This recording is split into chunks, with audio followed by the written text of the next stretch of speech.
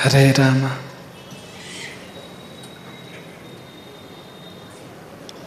ಗುರುರ್ ಬ್ರಹ್ಮ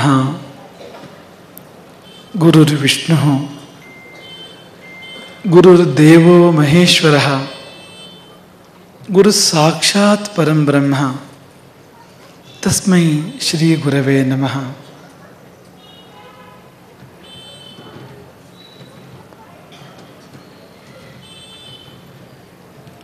ಆಪದಾಮಪಹರ್ತಾರಂ ದಾತಾರಂ ಸರ್ವಸಂಪದಾಂ ಲೋಕಾಭಿರಾಮಂ ಶ್ರೀರಾಮಂ ಭೂಯೋ ಭೂಯೋ ನಮಾಮ್ಯಹಂ.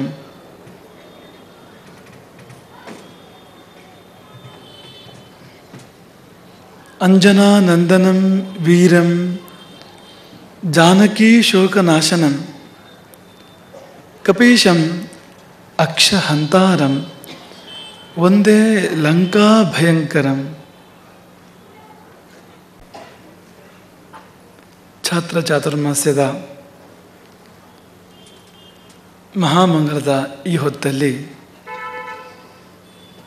ಇದನ್ನು ನಡೆಸಿದ ದಿವ್ಯ ಶಕ್ತಿಗೆ, ಪ್ರಭು ರಾಮನಿಗೆ ಅವನ ಎರಡೂ ರೂಪಗಳು, ಅವನ ಅಂತರಂಗದ ತೇಜೋಮಯವಾದ ರೂಪ, ಅವನ ಸಮಾಜ ರೂಪ, ಆ ರಾಮನ ಉಭಯ ರೂಪಗಳಿಗೂ ಮನಸಾರ ಪ್ರಣಾಮಗಳನ್ನು ಮೊದಲಾಗಿ ಸಲ್ಲಿಸ್ತೇವೆ. ಬ್ರಹ್ಮಾರ್ಪಣಂ ಬ್ರಹ್ಮಹವಿಹಿ ಬ್ರಹ್ಮಾಗ್ನೋ ಬ್ರಹ್ಮಣಾಹುತಂ ಬ್ರಹ್ಮೈವ ತೇನ ಗಂತವ್ಯಂ. ಒಂದು ಯಜ್ಞ ನಡೆದರೆ ಅದರಲ್ಲಿ ಯಾವುದು ದೇವರು ಮತ್ತು ಯಾವುದು ದೇವರು ಅಲ್ಲ, ಎಲ್ಲವೂ ದೇವರೇ ಅಂತೆ.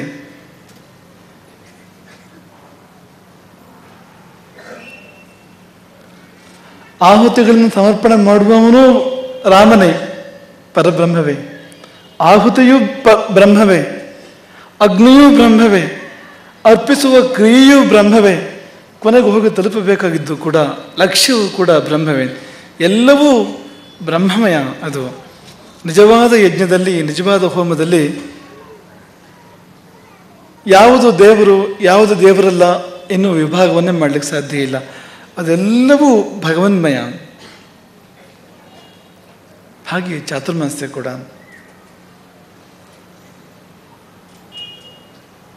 ಚಾತುರ್ಮಾಸ್ಯವನ್ನು ನಡೆಸಿಕೊಟ್ಟದ್ದು ರಾಮನೇ ಮತ್ತು ಸ್ವೀಕರಿಸಿದ್ದು ಕೂಡ ರಾಮನೇ. ಈ ಚಾತುರ್ಮಾಸ್ಯ ರಾಮಾರ್ಪಣ. ಚಾತುರ್ಮಾಸ್ಯವನ್ನು ಶ್ರೀರಾಮನಿಗೆ ಸಮರ್ಪಣೆ ಮಾಡೋಣ, ಈ ಚಾತುರ್ಮಾಸ್ಯ ವ್ರತವನ್ನು.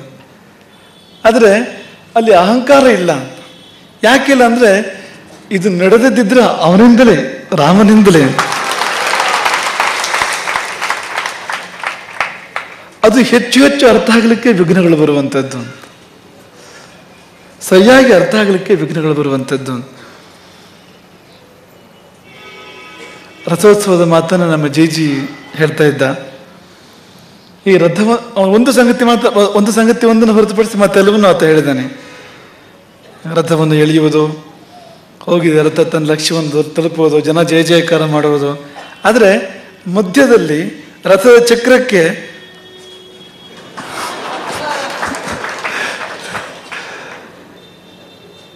ನಿಮ್ಗೆ ಗೊತ್ತದು, ನೀನು ನೋಡಿರ್ತೀರದನ್ನ ಅಂತ. ವೇಗವಾಗಿ ರಥ ಹೋಗ್ತಾ ಇರ್ತದೆ, ಅಷ್ಟು ಬೇಗ ಬೇಡ ಅನ್ನೋ ಕಾರಣಕ್ಕೆ ಅಥವಾ ಅನ್ಯಾನ್ಯ ಕಾರಣಗಳಿಗೋಸ್ಕರ ಅತ್ತ ಇತ್ತ ಹೋಗಬಾರ್ದು ಅನ್ನೋ ಕಾರಣಕ್ಕೆ ರಥದ ಚಕ್ರಕ್ಕೆ ಅಡ್ಡಿಪಡಿಸಲಿಕ್ಕೆ ಅಂತಲೇ ಕೆಲವು ಜನ ಇರ್ತಾರೆ, ಕಾರ್ಯಕರ್ತರು ಇರ್ತಾರೆ ಅಲ್ಲಿ. ಅದು ಕೂಡ ರಥೋತ್ಸವದ ಒಂದು ಭಾಗ, ಅದು ಸೇರಿ ರಥೋತ್ಸವ ಆಗುವಂಥದ್ದು. ಹಾಗೆ ಈ ವಿಘ್ನಗಳು ಭಗವಂತನ ಮಹತಿಯನ್ನು ಅರ್ಥ ಮಾಡಿಕೊಡ್ತೇವೆ ನಮಗೆ. ಸಂಕಟಗಳು ಭಗವಂತನ ಮಹತಿಯನ್ನು ಅರ್ಥ ಮಾಡಿಕೊಡ್ತೇವೆ. ಸುಖ ಭಗವಂತನನ್ನು ಮರೆಸುತ್ತೆ, ಸಂಕಟ ಭಗವಂತನನ್ನು ನೆನಪಿಸಿಕೊಡುತ್ತೆ. ಸುಖಕ್ಕೂ ಮತ್ತು ಸಂಕಟಕ್ಕೂ ಇರುವ ವ್ಯತ್ಯಾಸ ಅದು. ಶುಕ್ರ ತನ್ನ ಪ್ರಭಾವ ಬೇರೋಕ್ಕೆ ಶುರು ಮಾಡಿದರೆ ಮನುಷ್ಯ ದೇವರನ್ನು ಮರಿತಾನೆ, ಸುಖ ಬರುತ್ತೆ ಮನುಷ್ಯನಿಗೆ. ಶನಿ ತನ್ನ ಪ್ರಭಾವ ಬೇರೋಕ್ಕೆ ಶುರು ಮಾಡಿದರೆ ದೇವರು ಬಿಟ್ಟು ಬೇರೆ ಯಾವುದೂ ನೆನಪಾಗೋದಿಲ್ಲ, ದೇವರೇ ನೆನಪಾಗ್ತಾ ಇರುತ್ತೆ ನಿರಂತರವಾಗಿ. ನಾವು ಏನನ್ನು ಹೇಳಲಿಕ್ಕೆ ಹೊರಟು ಬಂದರೆ, ಈ ಚಾತುರ್ಮಾಸ್ಯ ನಿರ್ವಿಘ್ನವಾಗಿ ಪರಿಸಮಾಪ್ತಿಗೊಂಡಿತು. ಇಂದು. ನಿರ್ವಿಘ್ನವಾಗಿ ಅಂದರೆ ವಿಘ್ನ ಬರದೇ ಪರಿಸಮಾಪ್ತಿ ಆಯಿತು ಅಂತಲ್ಲ, ವಿಘ್ನಗಳು ಪರಿಹಾರ ಆಗಿ ಪರಿಸಮಾಪ್ತಿ ಆಯಿತು.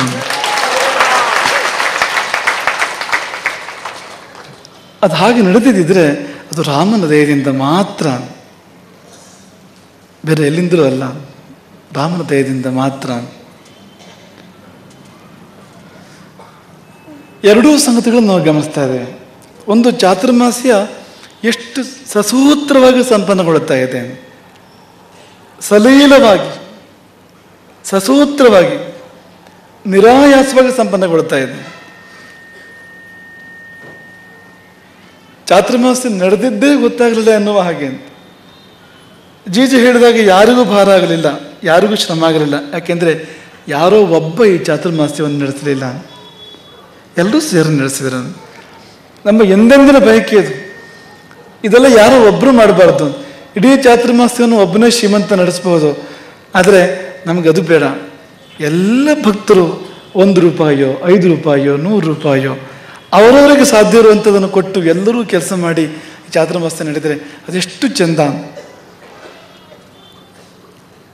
ನಿರಾಯಾಸವಾಗಿ ನಡೆದಿದೆ ಅಂತ, ಯಾರಿಗೂ ಭಾರ ಆಗದೆ ನಡೆದಿದೆ ಚಾತುರ್ಮಾಸ್ಯ. ನಮಗಿದೆಲ್ಲ ಕಷ್ಟವೇ ಇಲ್ಲ. ನಮಗೆ ಅಂದರೆ ನಮ್ಮ ಬಳಗಕ್ಕೆ ಒಂದು ಕಾರ್ಯಕ್ರಮ ನಡೆಸುವುದು ಅನ್ನೋದು ತುಂಬ ಸಹಜ ಅಂತ. ಕಾರ್ಯಕ್ರಮ ಮಾಡಬೇಕು ಅಂದರೆ ಜನ ಬೇಕು. ಜನ ಎಲ್ಲಿ ಕಾರ್ಯಕ್ರಮ ಮಾಡೋಕ್ಕಾಗೋದಿಲ್ಲ. ಜನ ಅಂದರೆ ಸಭೆಗೂ ಜನ ಬೇಕು, ಮತ್ತು ಕಾರ್ಯಕರ್ತ ಕೂಡ ಜನ ಬೇಕು. ಈ ಎರಡಕ್ಕೂ ನಮಗೆ ಯಾವತ್ತೂ ಕೊರತೆ ಇಲ್ಲ. ಒಂದು ಕಾರ್ಯಕ್ರಮವನ್ನು ಸಂಕಲ್ಪ ಮಾಡ್ತಿದ್ದ ಹಾಗೆ ಜನ ಎದ್ದು ಬರುತ್ತೆ ತಾನೇ ತಾನಾಗಿ.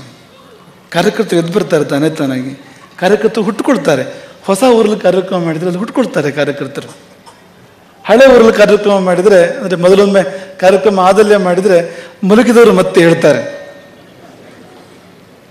ಜನ ಎದ್ದು ಬರ್ತಾರೆ. ಹಾಗೆ ಇಲ್ಲಿ ಈ ಚಾತುರ್ಮಾಸ್ಯದಲ್ಲಿ ಸಭೆಗೂ ಜನ ಇತ್ತು, ಅಮೃತಾನ್ನಕ್ಕೂ ಜನ ಇತ್ತು.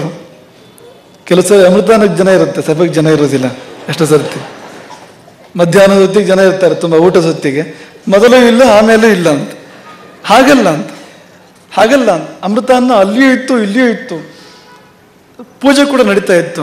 ಎಲ್ಲೆಡೆ ಜನಗಳು, ಕಾರ್ಯಕರ್ತರಾಗಿ ಕೂಡ. ಹಾಗಾಗಿ ಅದು ನಡೆದಿದ್ದೇ ಗೊತ್ತಾಗದಂತೆ ನಡೆಯಿತು ಅಂತಾದರೆ ಅಲ್ಲಿ ರಾಮನ ಕೈವಾಡ ಇದೆ ಅಂತ ಅರ್ಥ ಮಾಡ್ಕೋಬೇಕು ನಾವು ಅಂತ. ಕಾರ್ಯಕ್ರಮಕ್ಕೆ ಜನ ಬೇಕು ಮತ್ತು ಕಾರ್ಯಕ್ರಮಕ್ಕೆ ಹಣ ಬೇಕು. ನಾವು ನಿನ್ನೆವರೆಗೂ ಕೇಳಿರಲಿಲ್ಲ, ಹಣಕಾಸಿನ ಬಗ್ಗೆ ನಾವು ಕೇಳಿರಲಿಲ್ಲ. ನಿನ್ನೆ ಈ ಚಾತುರ್ಮಾಸ್ಯ ಸಮಿತಿಯವರು ನಮ್ಮ ಬಳಿ ಬಂದಿದ್ದರು. ನಿನ್ನೆ ಈ ಮಂತ್ರಾಕ್ಷರದಲ್ಲಿ ಮುಗಿದ ಮೇಲೆ ಕೇಳಿದ್ವು. ಎಷ್ಟು ಏನು ಅಂತೆಲ್ಲ ಕೇಳಲಿಲ್ಲ, ನಿಮ್ಮ ಪರಿಸ್ಥಿತಿ ಏನು ಅಂತ ಕೇಳಿದ್ವು. ಏನು ತೊಂದರೆ ಇಲ್ಲ ಅಂತ ಹೇಳಿದರು ಅವರು. ಹಾಗೆ ಹೇಳಿದಾಗ ಏನು ತೊಂದರೆ, ಅದು ಹೇಗಾಯಿತು ಅಂದರೆ ಎಲ್ಲರಿಗೂ ಈ ಚಾತುರ್ಮಾಸ್ಯ ಅವರದ್ದಾಗಿದೆ ಅಂತ. ಈಗ ಈ ವ್ರತವನ್ನು ಸ್ವೀಕಾರ ಮಾಡೋದು ಯಾರು? ವ್ರತವನ್ನು ಸಂಕಲ್ಪ ಮಾಡೋದು ಯಾರು? ಚಾತುರ್ಮಾಸ್ಯ ವ್ರತವನ್ನು ನಾವು ಸಂಕಲ್ಪ ಮಾಡೋರು. ಈ ನಡೆಸಬೇಕಾದ್ರೂ ನಾವು ಈ ಚಾತುರ್ಮಾಸ್ಯವನ್ನು. ಆದರೆ ಅದು ಕೇವಲ ಒಂದು ವ್ಯಕ್ತಿ ಒಂದು ವ್ರತವನ್ನು ಕೈಗೊಳ್ಳುವಾಗ ನಡೆಯೋದೇ ಇಲ್ಲ ಅಂತ. ಹಾಗಾಗಿ ವ್ರತಕ್ಕೆ ಎಷ್ಟೊಂದು ಅರ್ಥ ಇರುವಂಥದ್ದು. ಒಂದು ವ್ಯಕ್ತಿ ಕೈಗೊಳ್ಳುವ ವ್ರತವಾಗಿ ಇದು ನಡೆಯೋದೇ ಇಲ್ಲ ಅಂತ. ಅದರ ಬದಲಿಗೆ ನೀವೆಲ್ಲ ಸೇರಿ ಈ ಒಂದು ಸಂಕಲ್ಪವನ್ನು ಕೈಗೊಳ್ಳುವಂಥದ್ದು. ಅದರ ವಿಧಿ ಕೂಡ ಹಾಗೆ ಇದೆ ಅಂತ. ಸಮಾಜವನ್ನು ನಾವು ಕೇಳಬೇಕು. ಚಾತುರ್ಮಾಸ್ಯವನ್ನು ಆರಂಭಿಸುವಾಗ ಸಮಾಜವನ್ನು ನಾವು ಕೇಳಬೇಕು. ಅತ್ರೈವ ಅಸತಿ ಬಾಧಕೆ, ಚಾತುರ್ಮಾಸ್ಯ ವ್ರತವನ್ನು ಇಲ್ಲಿ ಕೈಗೊಳ್ಳಬೇಕು ಅಂತಿದ್ದೇವೆ, ಏನು ಬಾಧಕ ಇಲ್ಲದೆ ಇದ್ರೆ ಆಗ ಸಮಾಜ ಮಾರುತ್ತರ ಕೊಡಬೇಕು. ಮಾಡಿ ಚಾತುರ್ಮಾಸ್ಯವನ್ನು, ಅದಕ್ಕೆ ಏನಾಗಬೇಕು ಅದೆಲ್ಲವನ್ನು ನಾವು ಮಾಡ್ತೇವೆ. ಸಮಾಜ ಮಾರುತ್ತರ ಕೊಡಬೇಕು. ಅದರ ಅರ್ಥ ಏನು ಅಂದರೆ ಗುರು ಶಿಷ್ಯರೆಲ್ಲ ಸೇರಿ ಮಾಡುವಂಥದ್ದು, ಕೇವಲ ಗುರುಗಳ ವ್ರತ ಅಲ್ಲದು, ಕೇವಲ ನಮ್ಮಷ್ಟಕ್ಕೆ ನಾವೇ ಮಾಡುವಂಥ ವ್ರತ ಅಲ್ಲದು, ನಾವೆಲ್ಲ ಸೇರಿ ಮಾಡುವಂಥ ವ್ರತ. ಹಾಗಾಗಿ ಚಾತುರ್ಮಾಸ್ಯ ಏನಾಯಿತು ಅಂದರೆ ಬರೀ ಗುರುಗಳದ್ದಾಗಲಿಲ್ಲ, ಎಲ್ಲರದ್ದಾಯಿತು. ಹಾಗಾಗಿ ನಿರಾಯಾಸವಾಗಿ ಅದು ನಡೆಯಿತು. ನಮ್ಮ ಮನಸ್ಸಿದ್ದದ ಹಾಗೆ ಅಂತ. ಪೀಠಕ್ಕೆ ಬರುವಾಗ ನಾವು ಅಂದ್ಕೊಂಡಿದ್ದು ಈ ಮಠವನ್ನು ಎಲ್ಲರಿಗೂ ಹಂಚಬೇಕು, ನಮ್ಮ ಭಾವ ಅದು ಅಂತ. ಕಾಂಚಿಯ ಪರಮಾಚಾರ್ಯರ ಬಗ್ಗೆ ಒಂದು ದಂತಕಥೆ ಇದೆ. ಅದು ನಿಜ ಇರ್ಬೋದು ಇಲ್ಲದೇ ಇರ್ಬೋದು. ಅವರು ಪೀಠಕ್ಕೆ ಬಂದಾಗ ಚಿನ್ನದ ಸಿಂಹಾಸನವನ್ನು ಕರಗಿಸಿ ಬಡವರಿಗೆ ಹಂಚಿದ್ರು ಅಥವಾ ವೇದಾಧ್ಯಯನ ಮಾಡೋರಿಗೆ ಹಂಚಿದ್ರು ಅನ್ನೋ ಹಾಗೆ ಮಾತಾಡ್ತಾರೆ. ಅವರು ಪರಮಾಚಾರ್ಯರು ಇವತ್ತಿಲ್ಲ, ಅವ್ರು ಇದನ್ನು ಮಾಡುವಂಥವ್ರು, ಅವರು ಅಂತಹ ಯೋಗ್ಯತಾವಂತವರು. ಹಾಗೆ ನಮ್ಮ ಮನಸ್ಸಲ್ಲಿ ಇದ್ದಿದ್ದು ಏನಂದ್ರೆ ನೋಡಿ, ಅವರು ಚಿನ್ನದ ಪೀಠವನ್ನು ಕರಗಿಸಿ ಎಲ್ಲರಿಗೂ ಹಂಚಿದ್ರು, ವೇದಾಧ್ಯಯನ ಮಾಡುವಂಥ ಒಟುಗಳಿಗೆ ಅಥವಾ ದೀನ ದುರ್ಬಲರಿಗೆ ಹಂಚಿದ್ರು. ಹಾಗೆ ಈ ಪೀಠವನ್ನು ಭಾವಾತ್ಮಕವಾಗಿ, ಈ ಪೀಠವನ್ನು ಮಠವನ್ನು ಎಲ್ಲರಿಗೂ ಹಂಚಬೇಕು, ಎಲ್ಲರೂ ತೆಗಬೇಕು. ದೂರಂಗಲ್ಲಿ ಅನ್ನೋ ಥರ ವಾತಾವರಣ ಇರಬಾರ್ದು ಮಠದಲ್ಲಿ, ಬಾ ಹತ್ತಿರ. ನಮಗೆಷ್ಟು ಸಂತೋಷ ಆಗುತ್ತೆ ಅಂದರೆ, ಇಂತಹ ಒಂದು ಘನವಾದ ಸಭೆ ನಡೆಯುವಾಗ, ಸಾವಿರಾರು ಜನ ಸೇರಿದಾಗ, ವೇದಿಕೆ, ಸಿಂಹಾಸನ ಇದೆ, ಸಾವಿರಾರು ವರ್ಷಗಳ ಇತಿಹಾಸ ಇರತಕ್ಕಂಥ ಸಿಂಹಾಸನ ಇದೆ, ಸಮಾಜದ ಮುಖಂಡರು ವಿದ್ವಾಂಸರು ಕುಳಿತಿರ್ತಾರೆ ವೇದಿಕೆಯ ಮೇಲೆ ಕೆಳಗೆ. ಆದರೆ ಪುಟ್ಟ ಪುಟ್ಟ ಮಕ್ಕಳು ಯಾರ ಅಪ್ಪಣೆಯನ್ನು ಕೇಳದೆ ನೇರ ವೇದಿಕೆಯನ್ನು ಹತ್ತಿ ಮೇಲಕ್ಕೆ ಬಂದು ತಮಗೆ ಬೇಕಾದ್ದನ್ನು ಪಡ್ಕೊಂಡು ಹೋಗ್ತವೆ, ತಮಗೆ ಬೇಕಾದ್ದನ್ನು ಪಡ್ಕೊಂಡು ಹೋಗ್ತವೆ. ಅವರು ಯಾರೂ ಅಡ್ಡಗಟ್ಟುವವರಿಲ್ಲ ಅಂತ, ಅವ್ರು ಕೇಳೋದು ಇಲ್ಲ ಅಡ್ಡಗಟ್ಟಿದ್ರೆ. ಪುಟ್ಟ ಪುಟ್ಟ ಮಕ್ಕಳು, ಅಂಬೆಗಾಲಿಡುವ ಮಕ್ಕಳು, ಆ ಮೆಟ್ಟಿಲು ಹತ್ತೋಕೆ ಬರೋದಿಲ್ಲ ಅವಕ್ಕೆ.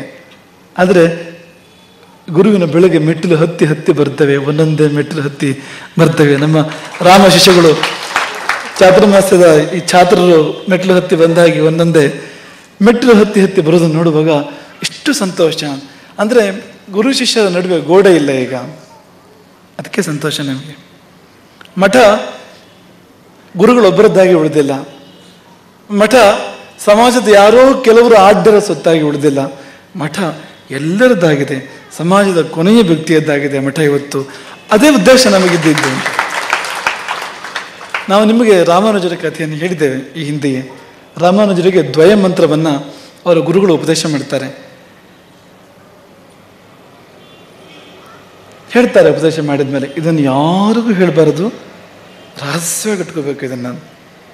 ಇದೊಂದೇನು ಪ್ರಯೋಜನ? ಇದರಿಂದ ಜೀವನವೇ ಪಾವನ ಆಗ್ತದೆ, ಭಗವಂತನ ಸಾನ್ನಿಧ್ಯ ಸಿಗ್ತದೆ ಈ ಮಂತ್ರವನ್ನು ಜಪಿಸ್ತಾ ಇದ್ರೆ. ರಾಮಾನುಜರು ಉಪದೇಶ ಆಗಿದ್ದು ಮೊದಲು ಮಾಡಿದ ಕೆಲಸ ಏನಂದ್ರೆ ಗುರುವಾಕ್ಯದ ಉಲ್ಲಂಘನೆ, ಗುರು ಆಜ್ಞೆಯ ಉಲ್ಲಂಘನೆ. ದೇವಸ್ಥಾನದ ಗೋಪುರವನ್ನು ಏರಿ ಊರಿನ ಒಂದು ಕರೆದು ಕೂಗಿ ಹೇಳಿದ್ರಂತೆ ಮಂತ್ರವನ್ನು ತಗೊಂಡೋಗಿ, ಇದು ನಿಮ್ಮ ಉದ್ಧಾರಕ್ಕೆ ಕಾರಣ ಆಗ್ತದಂತೆ, ಇದು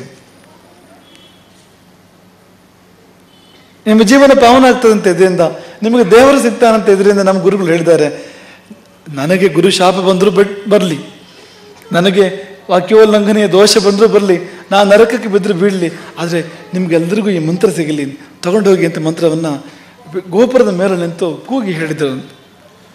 ಎಂಥ ಭಾವ ನೋಡಿದ್ರು, ರೋಮಾಂಚನಗೊಳಿಸುವಂಥ ಒಂದು ಭಾವ ಅದಂತ. ಈ ಕ್ಷಣಕ್ಕೂ ನಮ್ಮ ಮನಸ್ಸಲ್ಲಿರುವಂಥದ್ದು ಅದೇ ಅಂತೆ. ಹಂಚಿ ಬಿಡಬೇಕು ಎಲ್ಲರಿಗೂ, ಇದನ್ನು ಎಲ್ಲರಿಗೂ ಸಿಗಬೇಕು, ಇದು ಪ್ರತಿಯೊಬ್ಬರು ಪಡ್ಕೊಳ್ಬೇಕು, ಪ್ರತಿಯೊಬ್ಬರು ಅನುಭವಿಸ್ಬೇಕು ಇದನ್ನು.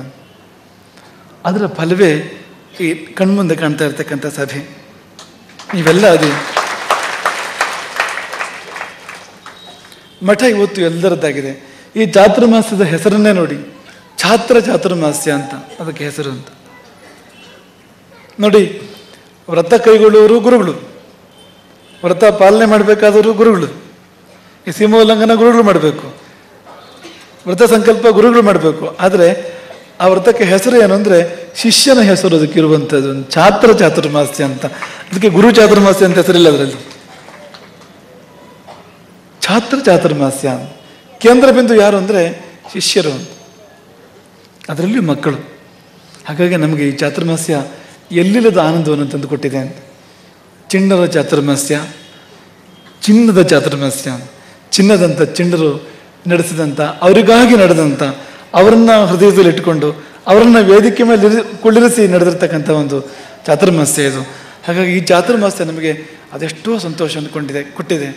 ಮಕ್ಕಳು ದೇವರು ಅದು ಎರಡಲ್ಲ, ಅದು ಒಂದೇ.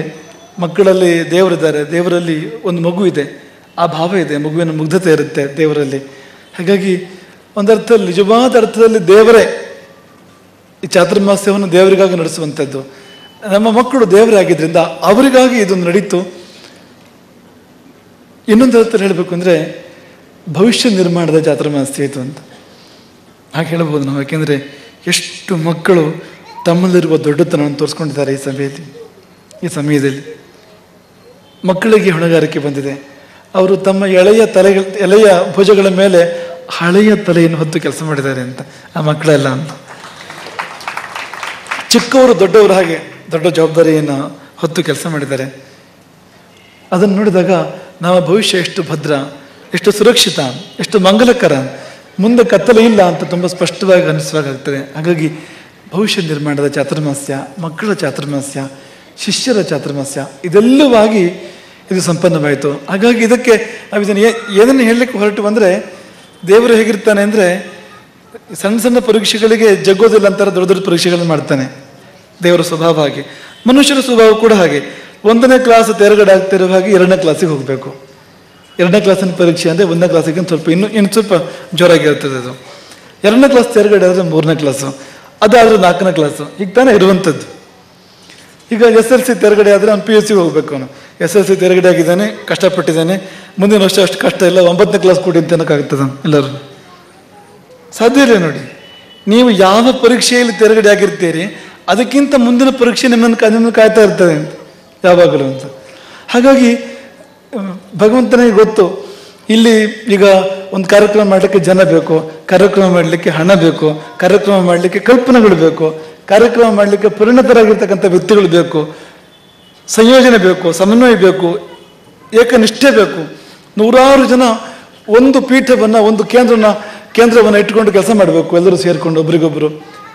ಈ ಪರೀಕ್ಷೆಗಳೆಲ್ಲ ನಮಗೆ ಪರೀಕ್ಷೆ ಅಲ್ಲ, ಇದನ್ನು ದಾಟಿಯಾಗಿದೆ.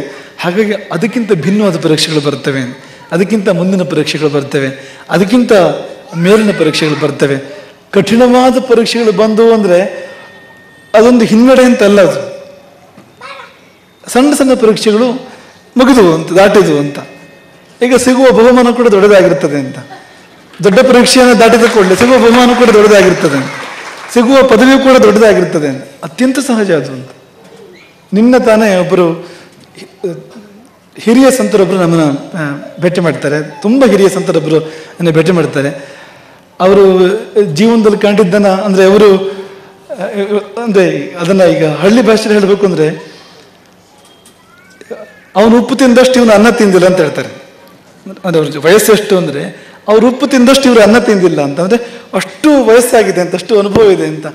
ಅವರು ಹೇಳ್ತಾರೆ, ಇಂಥ ಪರೀಕ್ಷೆ ಬೇರೆ ಯಾರಿಗೂ ಬಂದಿಲ್ಲ ಅಂತ, ಇನ್ಯಾರಿಗೂ ಆಗಿಲ್ಲ ಇಂಥ ಪರೀಕ್ಷೆ. ಅದರಲ್ಲಿ ಎರಡೂ ಇದೆ, ಅದರಲ್ಲಿ ಬೆಂಕಿ ಇದೆ, ಅದರಲ್ಲಿ ಬೆಳಕು ಇದೆ. ನೀವು ಬೆಂಕಿ ಅಂತ ತಗೊಂಡ್ರೆ ಬೆಂಕಿ, ಬಿಸಿ ಅಂತ ತಗೊಂಡ್ರೆ ಬಿಸಿ, ಬೆಳಕು ಅಂತ ತಗೊಂಡ್ರೆ ಬೆಳಕು. ಹಾಗಾಗಿ ನಾವು ಇಂಥ ಒಂದು ಘನವಾದ ಕಾರ್ಯಕ್ರಮವನ್ನು ಅಂತಹ ಪರೀಕ್ಷೆಗಳ ನಡುವೆ ನೆರವೇರಿಸುವಂಥ ಯೋಗವನ್ನು ರಾಮ ಕೊಟ್ಟಿದ್ದಾನೆ. ವಿಶ್ವಾಮಿತ್ರರು ಯಜ್ಞ ಮಾಡಿದರು, ಯಜ್ಞಕ್ಕೆ ವಿಘ್ನಗಳು ಬರಲಿಲ್ವಾ? ಎಷ್ಟು ವಿಘ್ನಗಳು ಬಂದು ನೋಡಿ ಯಜ್ಞಕ್ಕೆ. ವಿಘ್ನ ಮಾಡೋರು ಏನೇನು ಬಳಸ್ತಾರೆ ಅಂದರೆ ಅದು ಎಷ್ಟು ಸ್ವಾರಸ್ಯ. ವಿಶ್ವಾಮಿತ್ರರು ಶಾಪಾದಪಿ ಶರಾದಪಿ, ರಾಕ್ಷಸರು ಬಂದು ವಿಶ್ವಾಮಿತ್ರ ಯಜ್ಞ ಧ್ವಂಸ ಮಾಡೋಕ್ಕೆ ಸಾಧ್ಯ ಇಲ್ಲ. ಯಾಕೆಂದರೆ ಅವರು ಮನಸ್ಸು ಮಾಡಿದರೆ ಶಾಪ ಕೊಟ್ಟರೆ ಸುಟ್ಟು ಹೋಗ್ತಾರೆ ರಾಕ್ಷಸರು. ಅಲ್ಲ, ಅವರು ಧನುಸ್ಸನ್ನು ಎತ್ತಿದರೆ ಅದರಲ್ಲಿ ಅವರು ವಿಶಾರದರು, ಸಮಗ್ರ ಧನುರ್ವೇದ ಅವರಿಗೆ ಉಪಸ್ಥಿತ. ಆದರೆ ಅವ್ರು ಹೇಳ್ತಾರೆ ವಿಶ್ವಾಮಿತ್ರರು, ಆ ಯಜ್ಞದ ನಿಯಮ ಏನು ಅಂದರೆ ಮಧ್ಯೆ ಸಿಟ್ಟು ಮಾಡೋ ಹಾಗಿಲ್ಲ, ಮಧ್ಯೆ ಶಾಪ ಕೊಡೋ ಹಾಗಿಲ್ಲ. ಹಾಗಿದೆ ರಾಮಾಯಣದಲ್ಲೇ ಹಾಗಿದೆ. ನೀವು ಬಾಲಕಾಂಡ ನೋಡಿ, ರಾಮಾಯಣದ ವಿಶ್ವಾಮಿತ್ರ ಮಾತಲ್ಲೇ ಇದೆ ಆ ಪ್ರಕ್ರಿಯೆ ಅಂಥದ್ದು. ಅಲ್ಲಿ ಶಾಪ ಕೊಡೋ ಹಾಗಿಲ್ವಂತೆ, ಸಿಟ್ಟು ಮಾಡೋ ಹಾಗಿಲ್ವಂತೆ. ಇದನ್ನು ಅವರು ಬಳಸ್ಕೊಡ್ತಾರೆ ರಾಕ್ಷಸರು. ಓಹೋ, ಈ ಯಜ್ಞದಲ್ಲಿ ಶಾಪ ಕೊಡೋ ಹಾಗಿಲ್ಲ, ಸಿಟ್ಟು ಮಾಡೋ ಹಾಗಿಲ್ಲ. ಹಾಗಾಗಿ ಅವರು ಹೋಗಿ ರಾಮನನ್ನು ಆಶ್ರಯಿಸ್ತಾರೆ. ನಾನು ಸಿಟ್ಟು ಮಾಡೋದಿಲ್ಲ, ನಾನು ಶಾಪ ಕೊಡೋದಿಲ್ಲ, ನನ್ನ ಪಾಡು ನಾನು ಯಜ್ಞ ಮಾಡ್ತೇನೆ, ನೀನು ಅವರನ್ನು ನೋಡ್ಕೊ ಅಂತ.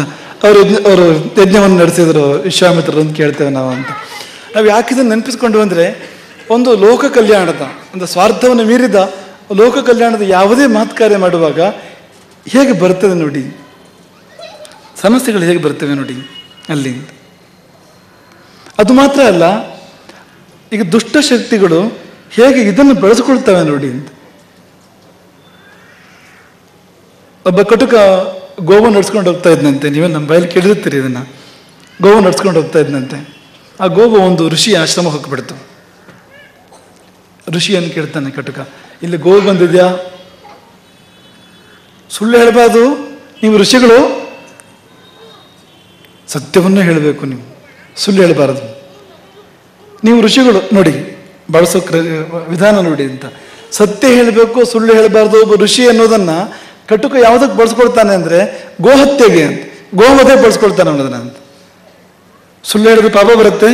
ನೀವು ಜೀವನಡಿ ಸುಳ್ಳು ಹೇಳಿಲ್ಲ, ಈಗಲೂ ಹೇಳಬೇಡಿ, ಸತ್ಯ ಹೇಳಿ. ಆ ಋಷಿ ಸತ್ಯ ಹೇಳಿದ್ರೆ ಗೋವಧೆ ಆಗುತ್ತೆ, ಆ ಪಾಪ ಋಷಿಗೂ ಬರುತ್ತೆ. ಹೇಳದಿದ್ರೆ ಸುಳ್ಳು ಹೇಳಿದ ದೋಷ ಬರುತ್ತೆ. ಏನು ಮಾಡಬೇಕು ಋಷಿ ಅಂದರೆ? ಕಾನೂನು ಮುರಿಯುವವರು ಅಥವಾ ಪಾತಕಿಗಳು ಕಾನೂನನ್ನೇ ಬಳಸ್ಕೊಡ್ತಾರೆ ಅಂತ. ನೀವು ಕಾನೂನು ಮುರಿಯೋ ಹಾಗಿಲ್ಲ, ನೀವು ಒಳ್ಳೆಯವರು, ನೀವು ಹಾಗೇ ಇರಬೇಕು ಅಂತ. ಅದು ನಮ್ಮ ಹಕ್ಕು, ನಾವು ಮಾಡ್ಕೊಳ್ತೇವೆ ಅದನ್ನು ಅಂತ.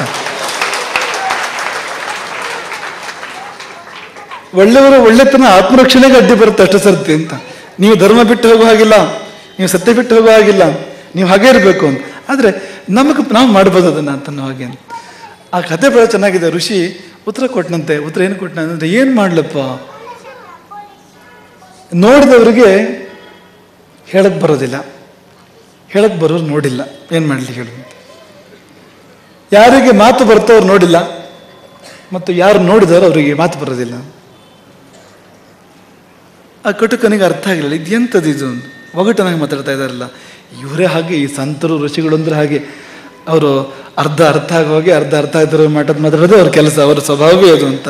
ತನಗೂ ಅರ್ಥ ಆಗದೆ ಇರೋದನ್ನು ಬೇರೆ ಯಾರಿಗೂ ಅರ್ಥ ಆಗದಂತೆ ಹೇಳಿದರೆ ಅದಕ್ಕೆ ವೇದಾಂತ ಅಂತ ಹೆಸರಂತ. ಅದಕ್ಕೆ ಯಾವುದು ತನಗೇ ಅರ್ಥ ಆಗಿಲ್ವೋ ಅದನ್ನು ಖಂಡಿತ ಮತ್ತಾರಿಗೂ ಸುತರಾಮ್ ಅರ್ಥ ಆಗದಂತೆ ಹೇಳಿದರೆ ಅದಕ್ಕೆ ವೇದಾಂತ ಪ್ರವಚನ ಅಂತ ಹೆಸರು ಅಂತ ಒಂದು ತಮಾಷೆ.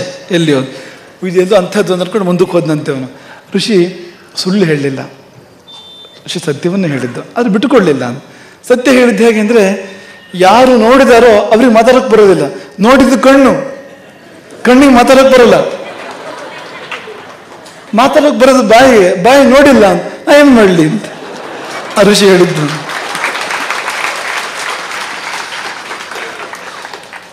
ಧರ್ಮ ಯುದ್ಧಗಳು ಅಷ್ಟು ಕ್ಲಿಷ್ಟ. ನೀವು ಸತ್ಯವನ್ನು ಬಿಡದೆ, ಧರ್ಮವನ್ನು ಬಿಡದೆ, ನಿಮ್ಮ ತನ ಬಿಟ್ಕೊಡದ ನೀವು ನಿಮ್ಮ ಮೇಲೆ ಒಂದು ಕೆಡುಕು ಆಕ್ರಮಣ ಮಾಡುವಾಗ ನೀವು ಕೆಟ್ಟವರಾಗದೆ ನೀವು ಒಳ್ಳೆಯವರೇ ಆಗಿದ್ದುಕೊಂಡು ದಾಟೋದಿದೆಯಲ್ಲ, ಅದಕ್ಕಿಂತ ದೊಡ್ಡ ಕಲೆ ಜೀವನದಲ್ಲಿ ಬೇರೆ ಯಾವುದೂ ಇಲ್ಲ. ಅದಕ್ಕಿಂತ ದೊಡ್ಡ ಪರೀಕ್ಷೆ ಜೀವನದಲ್ಲಿ ಬೇರೆ ಯಾವುದೂ ಇಲ್ಲ. ಕೆಡುಕನ್ನು ಎದುರಿಸುವುದು ದೊಡ್ಡದಲ್ಲ, ಕೆಡುಕನ್ನು ಎದುರಿಸಿಬಿಡ್ಬೋದು. ಯಾವತ್ತೂ ಒಳಿತಿಗೆ ಅತ್ಯಧಿಕವಾಗಿರ್ತಕ್ಕಂಥ ಶಕ್ತಿ ಇರ್ತದೆ. ಆದರೆ ನಾವು ಕೆಟ್ಟವರಾಗದೇ ಎದುರಿಸೋದಿದೆಯಲ್ಲ, ನಾವು ಸತ್ಯದ ಹಾದಿಯನ್ನು ಬಿಡದೆ ನಾವು ಒಳ್ಳೆಯವರಾಗಿದ್ಕೊಂಡು ಎದುರಿಸೋದಿದೆಯಲ್ಲ, ಅದು ಅತ್ಯುತ್ಕೃಷ್ಟವಾಗಿರ್ತಕ್ಕಂಥದ್ದು. ಹಾಗಾಗಿ ನಾವು ನಿಮಗೆಲ್ಲರಿಗೂ ಹೇಳೋದನ್ನೇ, ಎಂದಿಗೂ ನಾವು ಸತ್ಯವನ್ನು ಬಿಡಬಾರ್ದು, ಎಂದಿಗೂ ಧರ್ಮವನ್ನು ಬಿಡಬಾರ್ದು, ಎಂದಿಗೂ ನ್ಯಾಯವನ್ನು ಬಿಡಬಾರ್ದು. ನಮಗೆ ಸಹಜವಾದ ದಯೆ, ಕರುಣೆ, ಪ್ರೀತಿ ಇವುಗಳನ್ನು ಬಿಡಬಾರ್ದು. ನಮ್ಮ ಸ್ವಂತಿಕೆಯನ್ನು ಎಂದಿಗೂ ಬಿಡಬಾರ್ದು. ಅಲ್ಲಿದ್ದುಕೊಂಡೇ, ನಮ್ಮ ನೆಲೆಯಲ್ಲಿ ನಾವು ಇದ್ದುಕೊಂಡೇ ಜೀವನದಲ್ಲಿ ಬರುವ ಸವಾಲುಗಳಿಗೆ ಉತ್ತರ ಕೊಡಬೇಕು, ಸವಾಲುಗಳನ್ನು ಮೀರಬೇಕು, ಸವಾಲುಗಳನ್ನು ದಾಟಬೇಕು. ಹಾಗೆ ಈ ಚಾತುರ್ಮಾಸ್ಯ ಅದೇ ಕ್ರಮದಲ್ಲಿ ನಾವ್ಯಾರೂ ನಮ್ಮ ಸಂಯಮ ಕಳ್ಕೊಳ್ಳದೆ, ನಾವ್ಯಾರು ನಮ್ಮ ತನ ಬಿಡದೆ, ಧರ್ಮ ಬಿಡದೆ ಈ ಚಾತುರ್ಮಾಸ್ಯವನ್ನು ಸಾಂಗೋಪಾಂಗವಾಗಿ ನೆರವೇರಿಸಲಿಕ್ಕೆ ಸಾಧ್ಯ ಆಯಿತು. ನಮಗೆ ತುಂಬ ಸಂತೋಷ. ಎಷ್ಟು ಜನ ಬಂದು ಉಂಡು ಹೋಗಿದ್ದಾರೆ. ಅನ್ನವನ್ನು ಮಾತ್ರ ಅಲ್ಲ, ಚಾತುರ್ಮಾಸ್ಯವೆಂದರೆ ಬರೀ ಅನ್ನ ಉಂಡು ಸಂತೋಷ ಪಡುವ ಕಾರ್ಯಕ್ರಮ ಅಲ್ಲ, ಆನಂದ ಉಂಡು ಸಂತೋಷ ಪಡುವಂಥ ಕಾರ್ಯಕ್ರಮ ಅದು. ಒಂದು ವಾತ್ಸಲ್ಯವನ್ನು ಉಂಡು ಸಂತೋಷ ಪಡುವಂಥ ಕಾರ್ಯಕ್ರಮ ಅದು. ಎಷ್ಟು ಜನ ಬಂದಿದ್ದಾರೆ ಇಲ್ಲಿಗೆ ಚಾತುರ್ಮಾಸ್ಯದ ಮಧ್ಯದಲ್ಲಿ, ಅಸಂಖ್ಯ. ಮತ್ತು ಎಷ್ಟೋ ಜನ ಎಷ್ಟು ಬಾರಿ ಬಂದಿದ್ದಾರೆ.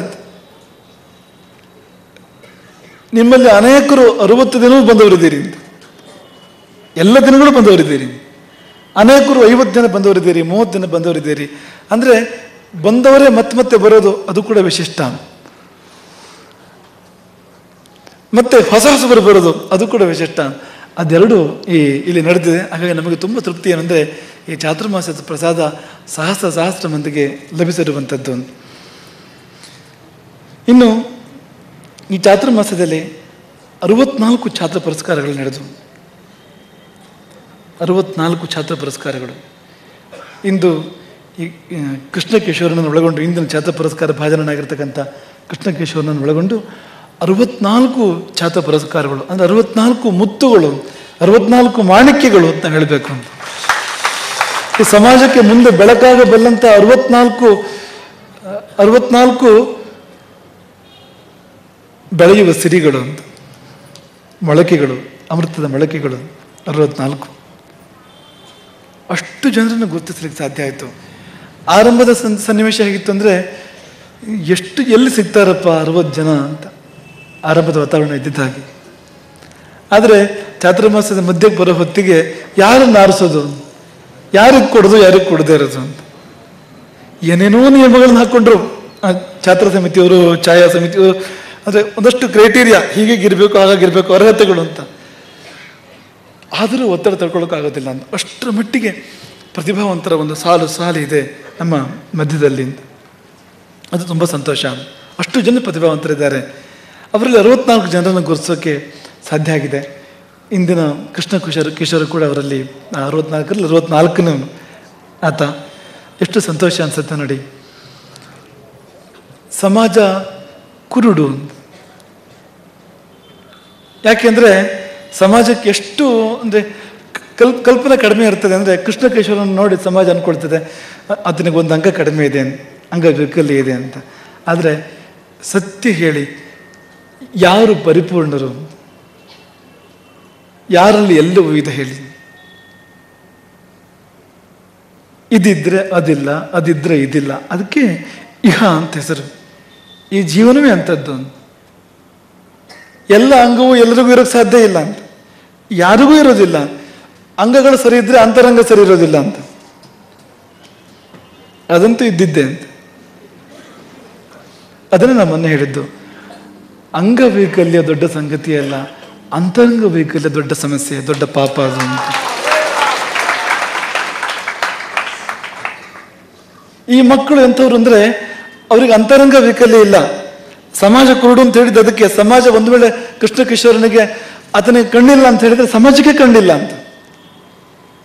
ಯಾರೇ ವ್ಯಕ್ತಿ ಅದನ್ನ ಹೇಳಿ ನಿನಗೆಲ್ಲವೂ ಇದೆ ಅಂತ ಕೇಳಿದ್ರೆ ಆತ ಉತ್ತರ ಹೇಳೋಕೆ ಸಾಧ್ಯವಾ?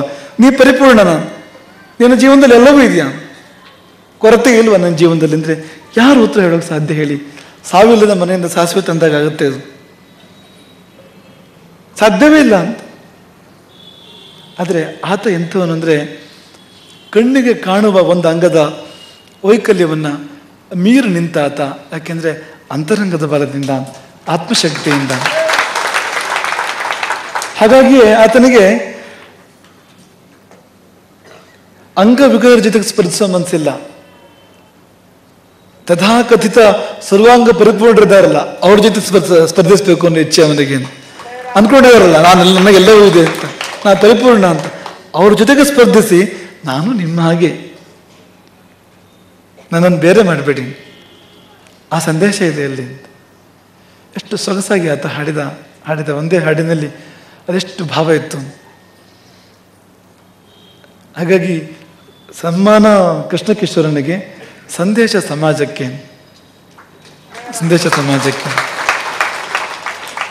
ಅಂತರಂಗ ವೈಕಲ್ಯಕ್ಕೆ ಎಡೆ ಕೊಡಬೇಡಿ.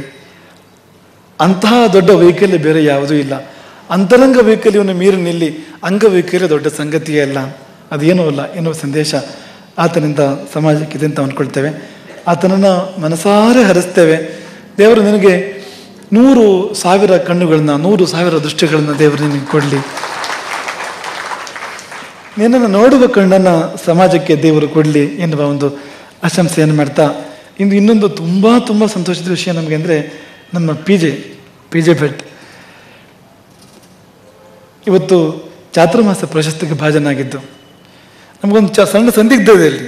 ಸಭಾ ಮರ್ಯಾದೆಯಿಂದ ಸಾಧಾರಣವಾಗಿ ಏಕವಚನ ಹೇಳೋ ಸಭಾ ಮರ್ಯಾದೆ ಇಲ್ಲ.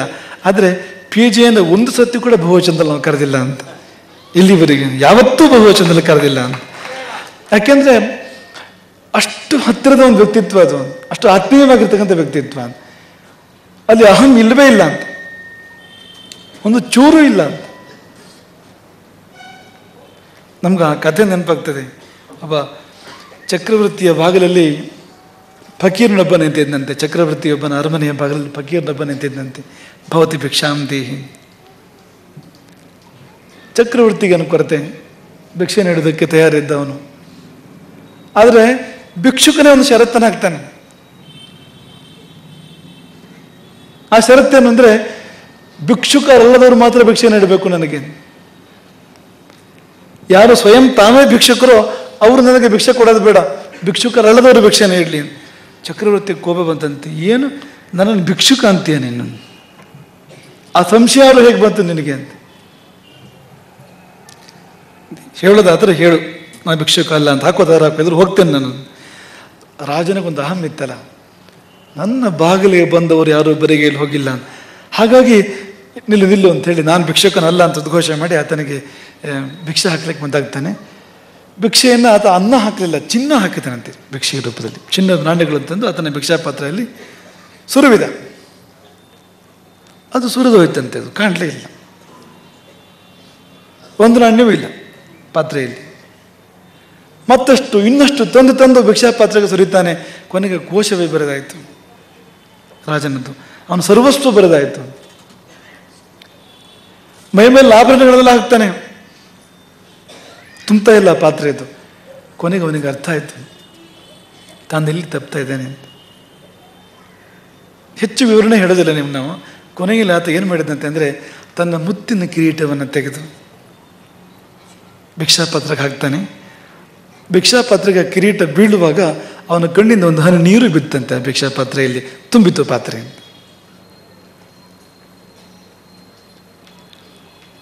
ಆತ ಕೊನೆಯಲ್ಲಿ ಹಾಕಿದ್ದು ಚಿನ್ನವನ್ನಲ್ಲ, ಕಿರೀಟವನ್ನಲ್ಲ, ಅಹಂಕಾರವನ್ನು ಭಿಕ್ಷೆಯಾಗಿ ಹಾಕಿದ್ದು.